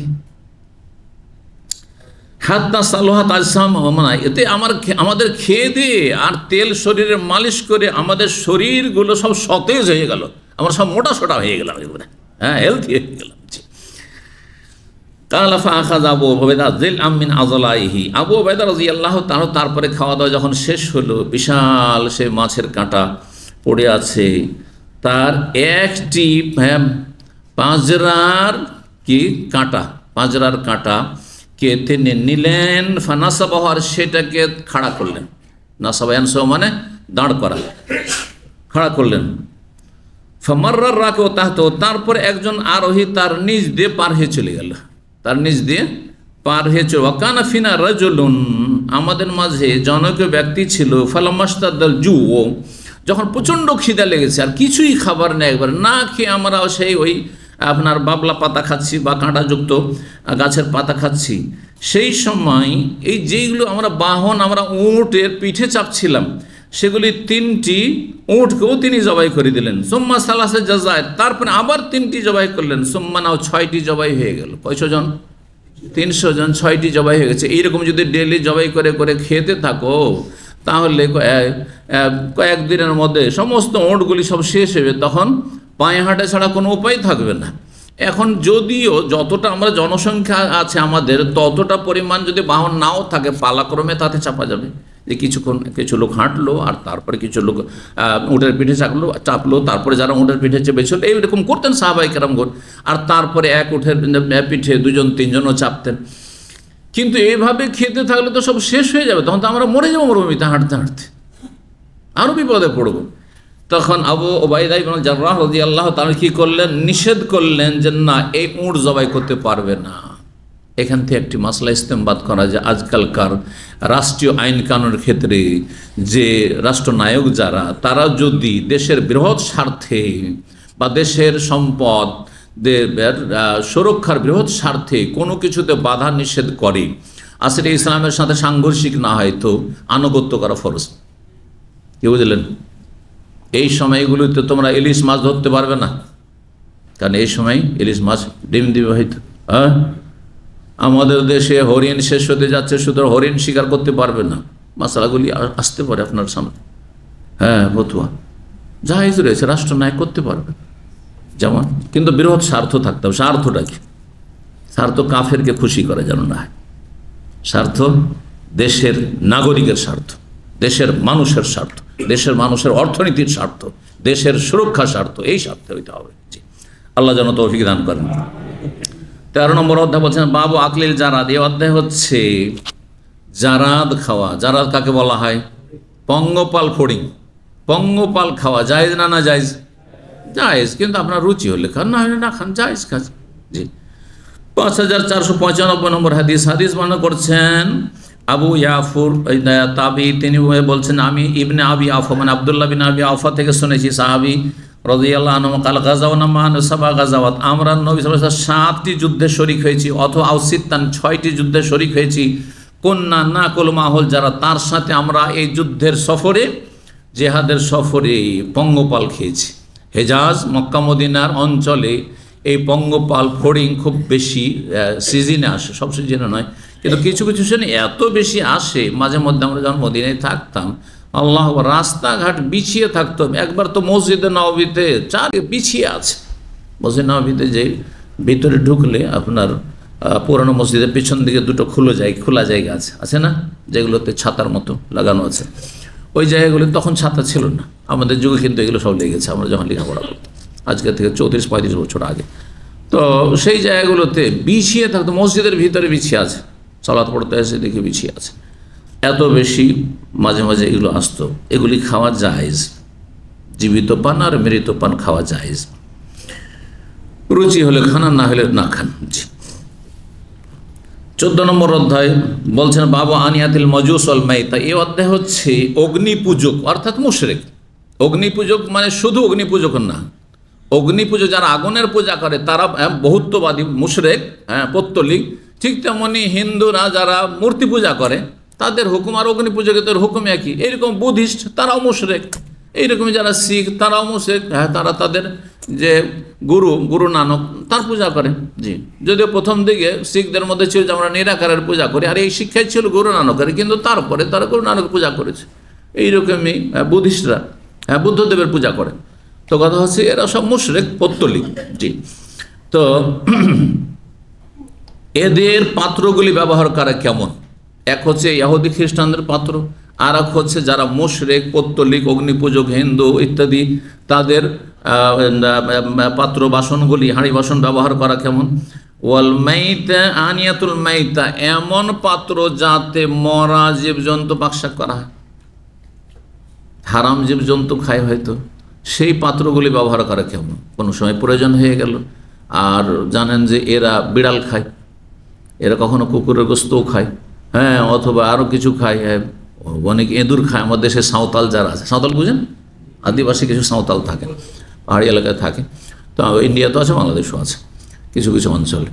তো এরাকে দেখেছি আমাদের চোখের সামনে, বিড়াল পুড়িয়ে খাচ্ছে, তারপরে আপনার বিভিন্ন রকমের যে জীবজন্তুগুলি আছে এগুলি পুড়িয়ে খাচ্ছে, এঁদুর খাচ্ছে, আপনার আরও কিছু সবই খাচ্ছে।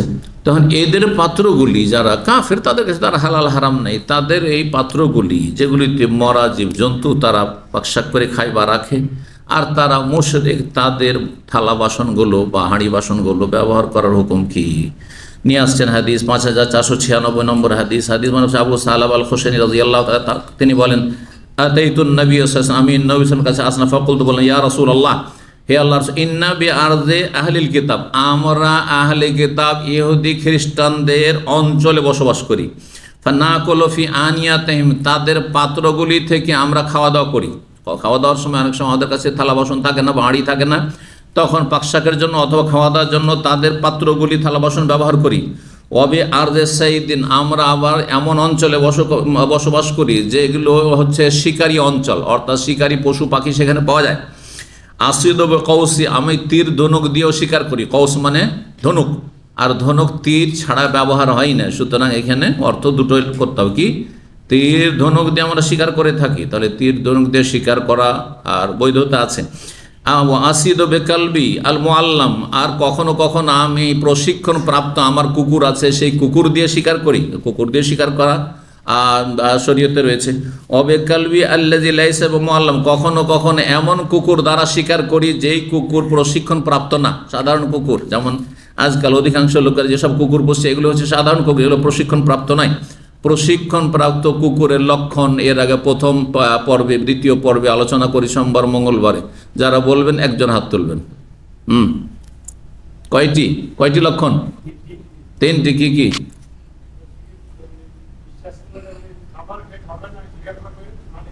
যা স্বীকার করবে মালিকের জন্য, অবশ্য এটা পরে বলতে হইতো। আর হ্যাঁ, না হইল না। হ্যাঁ হ্যাঁ, তিনটি কেমন, হ্যাঁ বলতে দেন। প্রশিক্ষণ প্রাপ্তের লক্ষণ হচ্ছে তিনটি, এটা বলে প্রশিক্ষণ প্রাপ্ত হতে হবে এই কথা না। প্রশিক্ষণ প্রাপ্ত কুকুরের লক্ষণ হচ্ছে, চেনার উপায় হচ্ছে তিনটি। হ্যাঁ হ্যাঁ, ধরো, ধরবে। হ্যাঁ, শিকারী পশুকে ধরতে বলছেন, হরিণ খরগোশ ধরো, ধরবে। হ্যাঁ, থামো, হঠাৎ করে থামতে বলছেন, থেমে যাবে, যদিও সামনে হাতে নাগালে, কিন্তু ধরবে না। মালিকের কথা শুনলে সাথে সাথে থেমে যাবে। 3 নম্বর হচ্ছে নিজে খাবে না, ধরে সোজা মালিকের কাছে হাজির করবে। এই তিনটার একটি যদি না থাকে তাহলে এখন প্রশিক্ষণ হয়নি, আরো প্রশিক্ষণের প্রয়োজন আছে। দেন। তো বলছেন নবী সাল্লাল্লাহু আলাইহি ওয়াসাল্লাম তখন বললেন এক এক করে, আম্মা মা যাকারতা আন্নাকা বিআরদি আহলি কিতাব, তুমি যে উল্লেখ করলে যে তুমি ইহুদি খ্রিস্টানদের অঞ্চলে, আহলি কিতাব অঞ্চলে বসবাস করো, ফালা তাকুলু ফি আনিয়াতিম, তাদের থালা বাসন হাঁড়িতে খাবে না যদি জরুরি না হয়, তাহলে তোমাদের কাছে যথেষ্ট থাকে তাহলে। ইল্লা আল্লাহ তাজিদু বুদ্দান, যদি তুমি কোনো উপায় না পাও। বুদ্দান মানে উপায়, বুদ্দুন মানে উপায়, আর লাবুদ্দা মানে উপায় নাস্তিক, মানে এই জন্য লাবুদ্দা মানে আবশ্যক। কথা বলছেন, উপায় নাই মানে কি আবশ্যক, কোনো উপায় নেই, করতে হবে, আবশ্যক। এই যে নাই নাই হ্যাঁ হয়ে যায়, একটা কায়দা আছে, ভাষাগত কায়দা হচ্ছে, দুই নেগেটিভ একসাথে হলে কি হয়ে যায়, হ্যাঁ পজিটিভ হয়ে যায়। এবার বুঝলেন না? তো বুদ্দুন মানে হচ্ছে এইখানে দেখেন কি বললেন, ইল্লা আল্লাহ তাজিদু বুদ্দান, যদি কোনো উপায় না পাও, উপায় নেই, এখন খেতে হবে, তাদের পাত্র ব্যবহার করতে হচ্ছে, না হলে পাকশাকের অবস্থা নেই। হ্যাঁ, ফাইনলাম তাজিদু বুদ্দান, যদি না পাও কোনো উপায়, ফাকসিলুহা, তাহলে কি করো, ধুয়ে নাও। ধুয়ে নেওয়া সুন্নাত, জরুরি নয়, যতক্ষণ পর্যন্ত না পাকি দেখতে পাচ্ছেন না আপনি, কোনো মৃত জন্তু সে থালাতে নাই, ধোয়া আবশ্যক নাই। তো আর হুকুম পরিষ্কার, এমনি পরিষ্কার হয়ে আছে। ধরেন অমুসলিম রেস্টুরেন্টে অনেক সময় খাচ্ছেন, হয়তো হালাল জিনিসই খাচ্ছেন, আপনি শাকসবজি খাচ্ছেন, মাছ খাচ্ছেন, আপনি তাদের জবাই খাবেন না, যদি ইহুদি খ্রিস্টান ছাড়া অন্যদের জবাই হারাম, বাকি ইহুদি খ্রিস্টানদের জবাইও হালাল। তারপরেও সতর্কতা অবলম্বন করে যদি আপনি না খান, হ্যাঁ যে হালাল কি হারাম, আমি গোস্ত খাবো না, হ্যাঁ চিকেন খাবো না, আমি মাছ খাবো বা সবজি খাবো, কিন্তু অমুসলিম হোটেলে রেস্টুরেন্টে জায়েজ কি না? জায়েজ। নাকি আপনি কি 5 স্টার 4 স্টার হোটেলে আপনি থাকছেন বিভিন্ন দেশে, আপনি পাবেন কি খুঁজে? হ্যাঁ, তো সেখানে সতর্কতা অবলম্বন করবেন খাওয়ার ক্ষেত্রে। তা বলছেন কি বলছেন যে তুমি ফাইনলাম তাজিদু বুদ্দান, যদি কোনো উপায় না থাকে তাও ধুয়ে নাও, ওয়াকুলু ফিহা, আর খাও। এই যে পরিষ্কার থালা বাসন থাকছে অমুসলিমদের হোটেলগুলিতে, আবার ধুইতে হবে।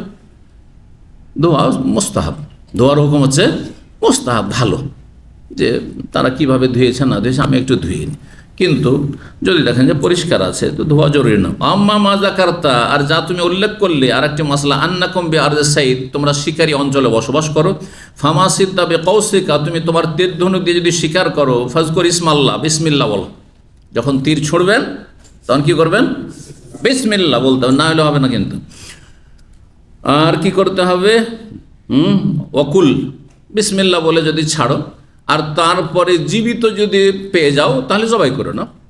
হ্যাঁ, স্বাধীনভাবে জবাই করো। জবাই করা দুই রকম, তাহলে এখানে আবার শোনাই, কারণ অনেক ভাইরাই ছিলেন না এর আগের পর্বগুলিতে। হ্যাঁ, কে বলবে? জবাই করা হচ্ছে 2 ভাগে বিভক্ত, নিরুপায় জবাই, এজতেরারিও না। হ্যাঁ হ্যাঁ, সরাসরি, হ্যাঁ কে বলতে পারে সুন্দর করে? হ্যাঁ, স্বাভাবিক, নিরুপায় জবাই, আর একটা হচ্ছে স্বাধীন জবাই। স্বাধীন জবাই হচ্ছে পশু আপনার হাতে আছে, হাতের নাগালে আছে, আপনি ধরেন, ধরার পরে যেখানে গলাতে জবাই করতে হবে আর সেখানে যেই অংশগুলি কাটতে হবে, আর সেগুলির ক্ষেত্রে কাটার ক্ষেত্রে আপনার একটা হচ্ছে খাদ্যনালী, আরটা হচ্ছে শ্বাসনালী, এ দুটো, হ্যাঁ হুলকুম আর মরি, এ দুটোর নাম। আর দুটোর নাম হচ্ছে 2 সাইডে দুটো শক্ত শিরা রয়েছে, যেগুলি দ্রুত বেগে, যেটা দিয়ে রক্ত প্রবাহিত হয়, ওয়াদেজ বলা হয়। এই ওয়াদজান, এই চারটি জিনিস কাটতে হবে, চারটি জিনিস কাটতে হবে। এখানে আরেকটি মশলা বলি, যেটা এর আগে বলিনি। আচ্ছা, কাটতে গিয়ে খাসি জবাই করতে, মুরগি জবাই করতে অনেক সময় 2 টুকরা হয়ে গেল, মাথা আলাদাই হয়ে গেল। যারা অনভিজ্ঞ আর জবাই করে অনেক সময় এরকম হয়। আর আমাদের দেশে অল্প পড়া অল্প বিদ্যা ভয়ঙ্কর, কিন্তু হ্যাঁ কি করবেন, মুরগি জবাই করতে গিয়ে মাথা আলাদা হয়ে গেল। খাবেন না হারাম? হ্যাঁ, যারা হারাম বলছেন একটু হাত উঠান। কেউ উঠাবে না। যারা হালাল হালাল বলছেন হাত উঠান। কিছু হাত বাকি থাকতে পারে। আচ্ছা, আমাদের দেশে বেশ কিছু মোল্লা আছে, যদি জবাই করতে গিয়ে এরকম আলাদা হয়ে বিচ্ছিন্ন হয়ে যাবে, যে হারাম হয়ে গেছে, জবাই হারাম হয়ে গেছে, আমি জানি, ফেলিয়ে দিয়েছে। মুরগি, বাড়ির মুরগি জবাই করতে গিয়ে ছেলে জবাই করছে, 2 টুকরো হয়ে গেছে, মাথা আলাদা হয়ে গেছে, ফেলাই দিয়েছে। জি হ্যাঁ। তো অজ্ঞতার কারণে শুধু দিনের ক্ষতি হয় না, দুনিয়ারও ক্ষতি। যে একটা খাবার কি হালাল খাবার আপনি লস দিয়ে বিক্রি করলে টাকাও পেতেন, নিজেও খেলেন না, বিক্রি করলেন না, আপনার অজ্ঞতার কারণে। তো জাহালাতের কারণে ইসলাম থেকে মূর্খ থাকলে দুনিয়ারও ক্ষতি, আখিরাতেরও ক্ষতি। এর বাস্তবিটি প্রমাণ আমি চোখে দেখেছি। গ্রামে ছোটকালে ফেলে দিয়েছে। আর এরকম শুনতাম। এইটাই ফতো, আমাদের দেশীয় ফতো, রহ মুসলিম। রহ মুসলিম মানে বুঝেন, এটা আমাদের ভাষা, এটা আমাদের মাদ্রাসার ছাত্রদের কিছু মুসলিম বর্ণনা করেছে। এমা মুসলিম না, কিছু মুসলিমদের ফতুয়া, বুঝছেন না? কিন্তু কথিত মুসলিমদের ফতুয়া যে জবাই করতে গিয়ে যদি আলাদা হয়ে যায় দেহ থেকে মাথা, তাহলে হারাম হয়ে যাবে। হারাম না, অনিচ্ছাকৃত করেছেন আপনি, সুন্নতের খেলাফ হয়েছে, কিন্তু অনিচ্ছাকৃত, কোনো ইচ্ছা করে করবেন না আপনি। সুন্নত হচ্ছে যে শরীর এতে লেগেই থাকবে, দেহের সাথে মাথা লেগেই থাকবে। জি, তো এই ছিল। তার বিসমিল্লাহ বলে কি করতে হবে? হ্যাঁ, কথাটি পুরা করি। জবাই হচ্ছে 2 রকম। আরবিতে ইখতিয়ারি মানে স্বাধীনভাবে, ইখতিয়ার, নিজের আপনি স্বাধীনভাবে জবাই করছেন। ইজরারি মানে জরুরি থেকে, নিরুপায় হয়ে, মজবুর, পালাচ্ছে, এমন পালাচ্ছে আপনার কোরবানির গরু ধরতেই পারেন না, আপনি ধরতেই পারলেন না, কি করবেন? ছেড়ে দেবেন? বল্লম, বর্ষা অথবা যে কিছু ধারালো অস্ত্র ঝেড়ে দেন আপনি পিছন দিক থেকে, যে কোনো জায়গায় লাগলো, রক্ত বেয়ে গেল, রক্ত প্রবাহিত হয়ে গেল, তারপরে পড়ে গেল, পড়ে যাওয়ার পরে জীবিত পেলে তখন ইখতিয়ারি জবাই, কারণে গলায় জবাই করেন পোঁচ দিয়ে। আর যদি দেখা গেল যে তাও ধরতে পারলাম না, শেষখানে যখন পেলাম তখন মরেই গেছে, মানে অস্ত্রের আঘাতে কি হয়েছে? মরেই গেছে। কিন্তু আমার অস্ত্রের আঘাতে মরেছে, নিশ্চিত হইতে হবে, অন্য কোনো কারণে নয়, তাহলে হালাল, কারণ আপনার রক্ত ঝরিয়ে দিয়েছেন। এই মর্মে হাদিস আসছে। আর বর্ণনা করেছে, মা আনহারাদ্দাম ও জাকারতা ইসমাল্লাহ আলাইহি, রক্ত যদি প্রবাহিত করে কোনো ধারালো অস্ত্র আর তার সাথে বিসমিল্লাহ বলে থাকো, তাহলে যখন আপনি অস্ত্রটি বল্লম, বর্ষা, তীর ছাড়বেন বিসমিল্লাহ, আর তারপরে ওতে একটা পাখিকে তীর মেরেছিলেন, আর তারপরে পাখিটা উড়ে গিয়ে কোথাও গিয়ে মরে গেল, আর আপনারই তীর লেগে আছে, মরার পরে পেলেন, এখন জবাই করে কাজ হবে? জবাই করে তো লাভ নেই। কিন্তু হালাল, দেখছেন রক্ত ঝরেছে, ধারালো অংশ দিয়ে লেগেছে, ওই লাঠিটা দিয়ে লাগেনি, বরং কি দিয়ে লেগেছে? আপনার ধারালো অংশ তীর দিয়ে লেগেছে, সুতরাং আর রক্ত ঝরেছে, সুতরাং হালাল হয়ে গেছে। আর বিসমিল্লাহ বলেছে, বিসমিল্লাহ বলতে হবে আর রক্ত ঝরাতে হবে। জি, মজবুরির জবাই করা, সহজ ভাষায় নিরুপায় জবাই করা, আর স্বাধীন জবাই করা। স্বাধীন জবাই করার সুন্নতি তরিকা বললাম।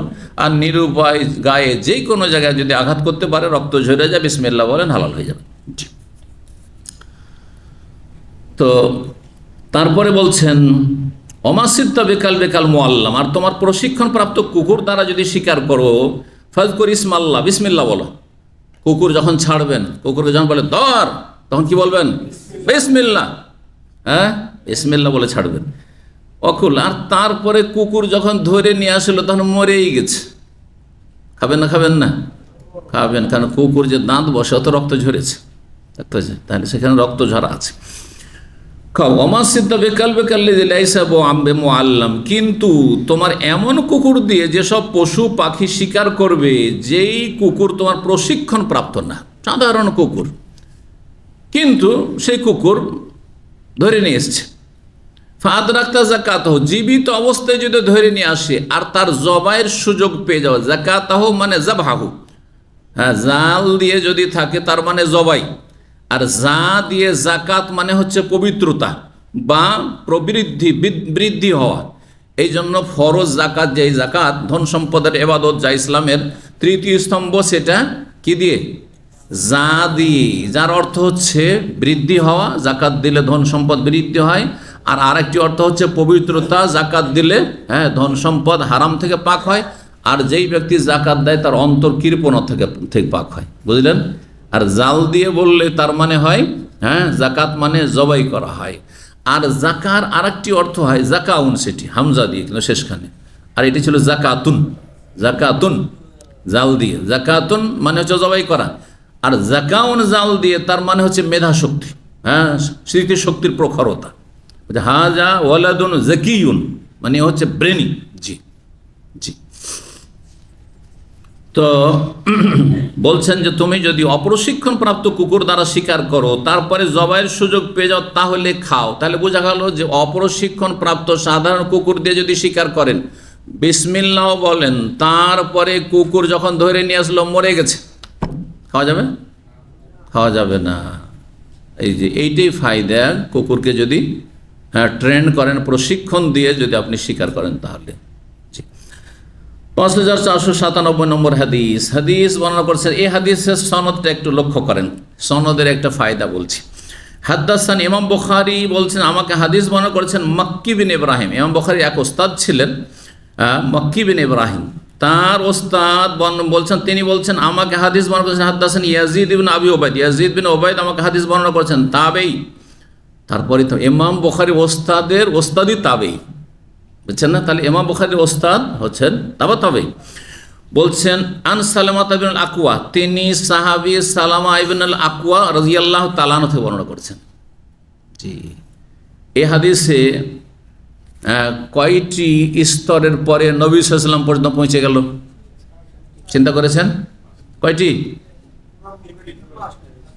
কে তিনটি বলল? তিনটি, মাশাআল্লাহ, দেখেন তিনটি ঠিক বলেছে। কোথায় চারটি পাঁচটি চলে? মক্কি বিন ইব্রাহিম ইমাম বুখারী ওস্তাদ, ইমাম বুখারী ওস্তাদ মক্কি বিন ইব্রাহিম এক, 2 নম্বর হচ্ছে ইয়াজিদ বিন আবি উবাইদ, আর 3 নম্বরই সালামা ইবনে আকওয়া সাহাবী। তিনজনের মাধ্যমে যদি নবী সাল্লাল্লাহু আলাইহি ওয়াসাল্লাম পর্যন্ত হাদিস পৌঁছে, ওই হাদিসকে বলা হয় আল আহাদিস আর সোলাসি হাদিস। জি, সার্ফের গ্রামারকে পড়েছেন? আচ্ছা, মাদ্রাসা পড়া সার্ফের গ্রামারে সোলাসি কাকে বলে? যাতে 3টি অক্ষরে মাদ্দা রয়েছে, জারাবা, নাসারা, ফাআলা।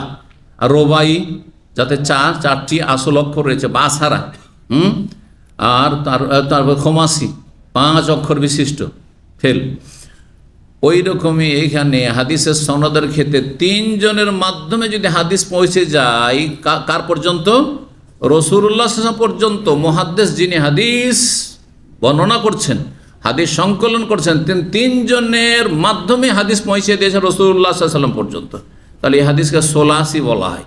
4 জনের মাধ্যমে যদি থাকে হাদিসের নাম রোবাই, 5 জনের মাধ্যমে যদি হাদিস পৌঁছে তাহলে তার নাম হচ্ছে খমাসি। অধিকাংশ হাদিসগুলি খমাসি, বুখারীতে যা আছে হাদিস অধিকাংশগুলি 5টি মাধ্যম দিয়ে নবী সাল্লাল্লাহু আলাইহি ওয়াসাল্লাম পর্যন্ত পৌঁছেছে। কিন্তু সহিহ বুখারীর একটি বৈশিষ্ট্য হচ্ছে যা অন্য হাদিসের কিতাবে নেই বললেই চলে।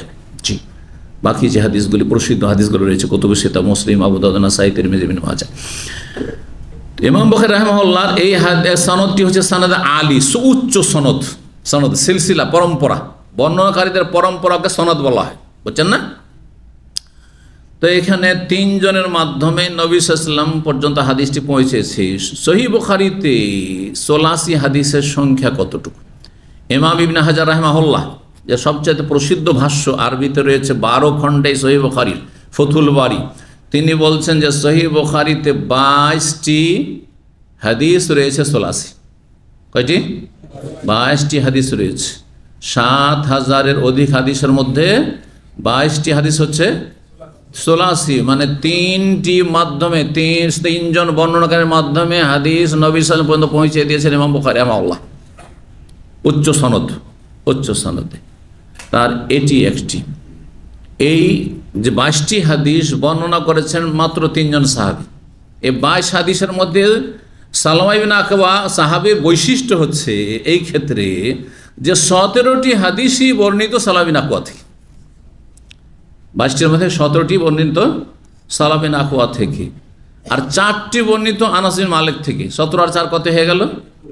21 হলো। একটি হাদিস আরেকজন সাহাবী বর্ণনা করেছেন। জি, তো দেখেন এই হাদিস মক্কি বিন ইব্রাহিম, তারপর ইয়াজ বিন উবাই, তারপর সালামা ইবনে আকওয়া। জি, কাল বলছেন লাম্মা আমসা ইয়াউমা ফাতাহু খাইবারা, যেই দিনে খাইবার বিজয় করলেন রাসূলুল্লাহ সাহাবায়ে কেরামগণ, সেই দিন যখন তাদের সন্ধ্যা হলো তখন সাহাবায়ে কেরামগণ কি করেছেন? গনিমতের ধন সম্পদ পেয়েছেন, আর তারপরে তারা পাকশাক শুরু করে দিয়েছেন। এখন বিজয়, এখন খাওয়া দাওয়া করতে হবে, কোনো টেনশন নেই, চিন্তা নেই, যে কাজে এসে সেই কাজ হয়ে গেছে, এখন খাওয়া দাওয়া করতে হবে ভালো করে। আওকাদুন নিরানা, তারা চুলহা জ্বালিয়ে ফেলেছেন, আগুন জ্বালিয়ে ফেলেছেন। কালান নবী সাল্লাল্লাহু নবী সাল্লাল্লাহু আলাইহি সাল্লাম রাতের অন্ধকারে বলছেন, আলামা আওকাতুম হাযিহি নিরান, এই যে আগুন দেখতে পাচ্ছি, কি পাকশাক হচ্ছে যে তোমরা আগুন জ্বালিয়েছো এইভাবে? সব দলে দলে সব চুলহা জ্বালিয়ে পাকশাক শুরু করেছে। কালু, তখন তারা বলে, লোহমুল হোমরিল ইনসিয়াতে, পালিত গাধার গোস্ত পাক হচ্ছে। লা হাওলা ওয়ালা কুওয়াতা ইল্লা বিল্লাহ। কি মানে? বাড়ির গৃহপালিত গাধা, মানে এই জন্য গৃহপালিত বলা হয়েছে যে বন্য গাধা হচ্ছে, কেউ বলছে নীলগাই, কেউ বলছে আরও একটি নীলগাইয়ের কাছাকাছি বা অন্য গাধার কাছাকাছি প্রাণী রয়েছে যে বনে কোনো কোনো দেশে পাওয়া যায়, বন্য গাধা যেটা বলা হয়। হ্যাঁ, আল হেমারুল ওয়াহশি, আল হেমার আল ওয়াহশি। তো বন্য গাধার গোস্ত খাওয়া যায়, কিন্তু বাড়িতে যে গাধা, যে প্রচলিত আমরা যে গাধা জানি, এই গাধার গোস্ত খাওয়া সর্বসম্মতিক্রমে বিল ইজমা হারাম, বিল ইজমা হারাম। খচ্চর গাধার মতোই। হ্যাঁ, আর গাধা আর ঘোড়ার মিলনে যেহেতু খচ্চর পয়দা হয়, বুঝেন? খচ্চর দেখেছেন? খচ্চর কেউ? চলেন গুগল শেখে দেখে নেবেন, শেখ গুগলে দেখে নেবেন। দেখে যারা দেখতে পাননি, অনেকে দেখেননি হাতি, হাতি দেখেননি, শেখ গুগলকে বলবেন যে হাতি কেমন একটু দেখিয়ে দাও, দেখাই দেবে। তো সময় হয়ে যাচ্ছে।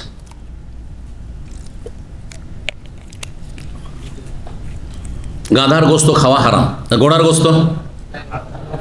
গোস্ত হালাল। আস্তে করে কেউ যেন হারাম বলেছে। হানফি মযহাবে হারাম, শাফি, মালিকি, হাম্বলি, আহলুল হাদিস সবার কাছে, মুহাদ্দিস সবার কাছে হালাল। আর আসছে, অধ্যায় আসছে।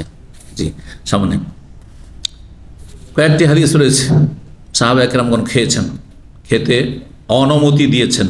তার মানে আগে নিষেধ ছিল প্রথম দিকে, কারণ ঘোড়ার সংখ্যা কম ছিল, সেই জন্য। ঘোড়ার সংখ্যা যদি কম থাকে তাহলে ঘোড়া খাওয়া উচিত না, কারণ ঘোড়াতে খাওয়ার চাইতে বেশি উপকার আর তার পিঠে চাপায় অথবা তা দিয়ে জিহাদ করায়। সুতরাং বৃহৎ স্বার্থে ব্যবহার করবেন। আপনার বাড়িতে ধরেন, আপনি যখন গরু দিয়ে হাল চাষ হতো, তখন ট্রাক্টর ছিল না, আমরা ছোটোকালে দেখেছি। তখন এখন হালের গরু কেউ জবাই করে খায়, তো সে মূর্খ না? মূর্খ চাষি না? ওই রকমই। কিন্তু জায়েজ, ঘোড়ার গোস্ত খাওয়া জায়েজ। জি, একটি রিওয়ায়াত রয়েছে, আল্লাহ জানে, যে ইমাম বুখারী না ইমাম আবু হানিফার ইন্তেকালের 3 দিন আগে তিনি তার এই হারাম ফতোয়া থেকে ফিরে এসেছেন। এই ফতোয়া প্রত্যাহার করে ফিরে এসেছেন, হাদিস পৌঁছেছে তখন, আর বলেছেন না, ঘোড়ার গোস্ত খাওয়া জায়েজ। আর তিনি ফিরে আসুন আর নাই আসুন, আমাদের কাছে ইমাম আবু হানিফা বড় না রাসূলুল্লাহ বড়? ইমাম আবু হানিফা বড় না সাহাবায়ে কেরামগণ বড়? সাহাবায়ে কেরামগণ খেয়েছে। আবু বকরের বড় মেয়ে আসমা রাদিয়াল্লাহু আনহা বলছেন যে আমরা নিজেরা জবাই করেছি আর ঘোড়ার গোস্ত খেয়েছি। হাদিস বুখারীতে আছে। বাচনিক হাদিস, এটা তো ফেলি হাদিস সাহাবায়ে কেরামদের এবং নবী সাল্লাল্লাহু আলাইহি ওয়াসাল্লামের জীবদ্দশায়। আর বাচনিক হাদিস যে আযনাফি লহুমিল খাইল, সাহাবী বর্ণনা করছেন নবী সাল্লাল্লাহু আলাইহি ওয়াসাল্লাম ঘোড়ার গোস্ত খেতে এজেন্ট দিয়েছেন, অনুমতি দিয়েছেন, খাও। যেসব দেশে ঘোড়া বেশি, যেমন রাশিয়ার দেশগুলিতে, রাশিয়ার আশেপাশে যে আজারবাইজান, উজবেকিস্তান, তুর্কিস্তান, এসব দেশে ঘোড়া, পর্যাপ্ত ঘোড়া আছে। আপনার দেশে যেমন গরু ছাগল আছে, ওই দেশে ঘোড়া আছে, কোনো দোষ নেই। কিন্তু হানাফি প্রধান দেশ, সেই জন্য হয়তো তারা খায় না, কিন্তু জায়েজ ইসলামে খাওয়া, যে কোনো আপত্তি নেই। আবার এই ক্ষেত্রে অ্যাক্সিডেন্ট কিছুদিন আগে কিন্তু সোশ্যাল মিডিয়ায় খুব বাড়াবাড়ি করেছে, বাংলাদেশে এমনি ঘোড়া পাওয়া যায় না, বলছে যাতে করে তাদের একটু গায়ের জ্বালা হয় যারা হারাম করে। হ্যাঁ, আমরা ঘোড়ার গোস্ত খাবো, যেখানে সেখানে ঘোড়া কিনছে আর জবাই করছে। এটা মূর্খদের কাজ।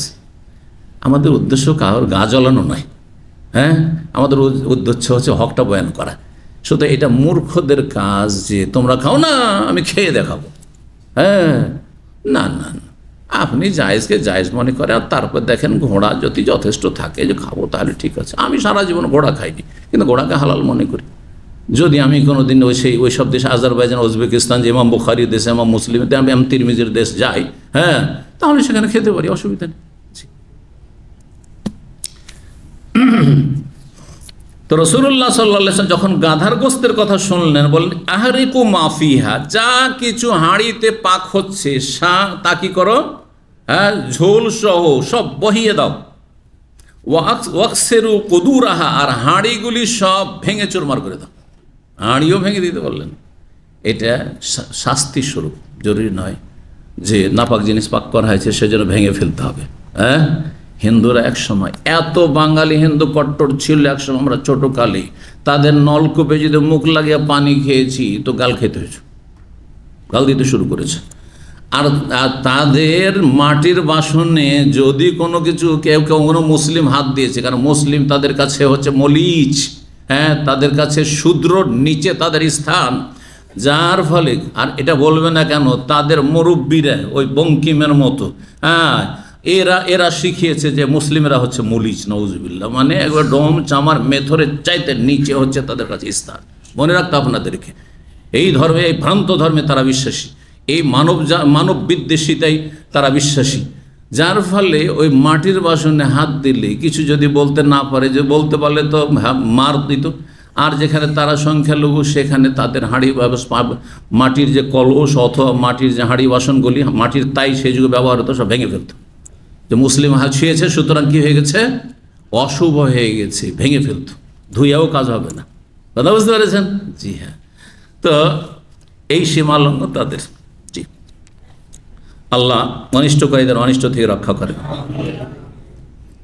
তো রাসূলুল্লাহ সাল্লাল্লাহু আলাইহি ওয়াসাল্লাম তাদের শাস্তির স্বরূপ যে তোমরা এই হারাম জিনিস কেন পাক করলে সেই জন্য ভেঙে ফেলতে বললেন। কিন্তু হাঁড়ি ভাঙা যদি হারাম কিছু পাক করে নেওয়া হয় বা হারাম কিছু রেখে দেওয়া হয় বা গ্লাস ভেঙে দিতে হবে, এই গ্লাসে মদ খাওয়া হয়েছে সুতরাং ভেঙে ফেলো, না, ভাঙা জরুরি নয়, কিন্তু শাস্তির স্বরূপ যদি বলেন যে ভেঙে ফেলো তো ঠিক আছে। ফাকামা রাজুল মিনাল কওম, জনৈক ব্যক্তি দাঁড়িয়ে বললেন, ফাকাল নহরিকু মা ফিহা ইয়া রাসূলুল্লাহ, আমরা ফেলে দিচ্ছি, হারাম জিনিস যখন পাক করে নিচ্ছি হাঁড়িতে ফেলে দিচ্ছি, ওয়ানাকসিল, আর ধুয়ে নিই কেমন হয়, কারণ হাঁড়িটার দরকার হইতে পারে, প্রয়োজন হইতে পারে। আপনি ভাঙতে বলেন, ভাঙা কি জরুরি? তাহলে বোঝা গেল যে নবী সাল্লাল্লাহু আলাইহি ওয়াসাল্লাম কোনো হুকুম করলে যদি সেখানে ছাড় পাওয়ার কোনো সুযোগ থাকে তাহলে দরখাস্ত করা যাবে, ঠিক না? মাসলা একটা বলা হলো, ফতোয়া, কোনো আলেম আপনাকে ফতোয়া বললেন, তারপরে আপনি যদি জিজ্ঞাসা করেন যে এই ক্ষেত্রে এইরকম কোনো ছাড় আছে কি না, কারণ উত্তম হুকুম যদি হয় তো উত্তম না করে আমি অনুত্তম করলাম, এটা জায়েজ। কিন্তু যদি কোনো কাজ করা ফরজ হয় তখন সেটা তরক করা যাবে না। এবার বুঝতে পারছেন কি না? জি। তো সেই সাহাবী বললেন, ইয়া রাসূলুল্লাহ, যা কিছু গোস্ত আছে, এই ঘোড়ার গোস্ত না কিসের গোস্ত, গাধার গোস্ত, গাধার গোস্ত যে পাক করে নিচ্ছে আমরা ভুল করে জানতাম না, এটাকে বহিয়ে দিচ্ছি, ফেলে দিচ্ছি, ওয়ানাকসিলহা, আর হাঁড়িটিকে আমরা পাতিলটিকে ধুয়ে নিচ্ছি, চলবে? ফাকাল নবী সাল্লাল্লাহু আলাইহি ওয়াসাল্লাম, নবী সাল্লাল্লাহু আলাইহি ওয়াসাল্লাম বললে, আউ যাকা, অথবা এটাও করতে পারো, অথবা এটাও। তার মানে তাহলে ধোয়ার হুকুমটি কি হুকুম? উত্তম হুকুম, আবশ্যক হুকুম নয়। বুঝলেন না? বুঝলেন না? জি হ্যাঁ। এখানেই আজকের আলোচনা শেষ করি। ওয়া জাযাকুমুল্লাহু খাইরান ওয়া সাল্লাল্লাহু ওয়া সাল্লাম আলা নবিয়িনা মুহাম্মদ ওয়া আলা আলিহি ওয়া সাহবিহি আজমাইন।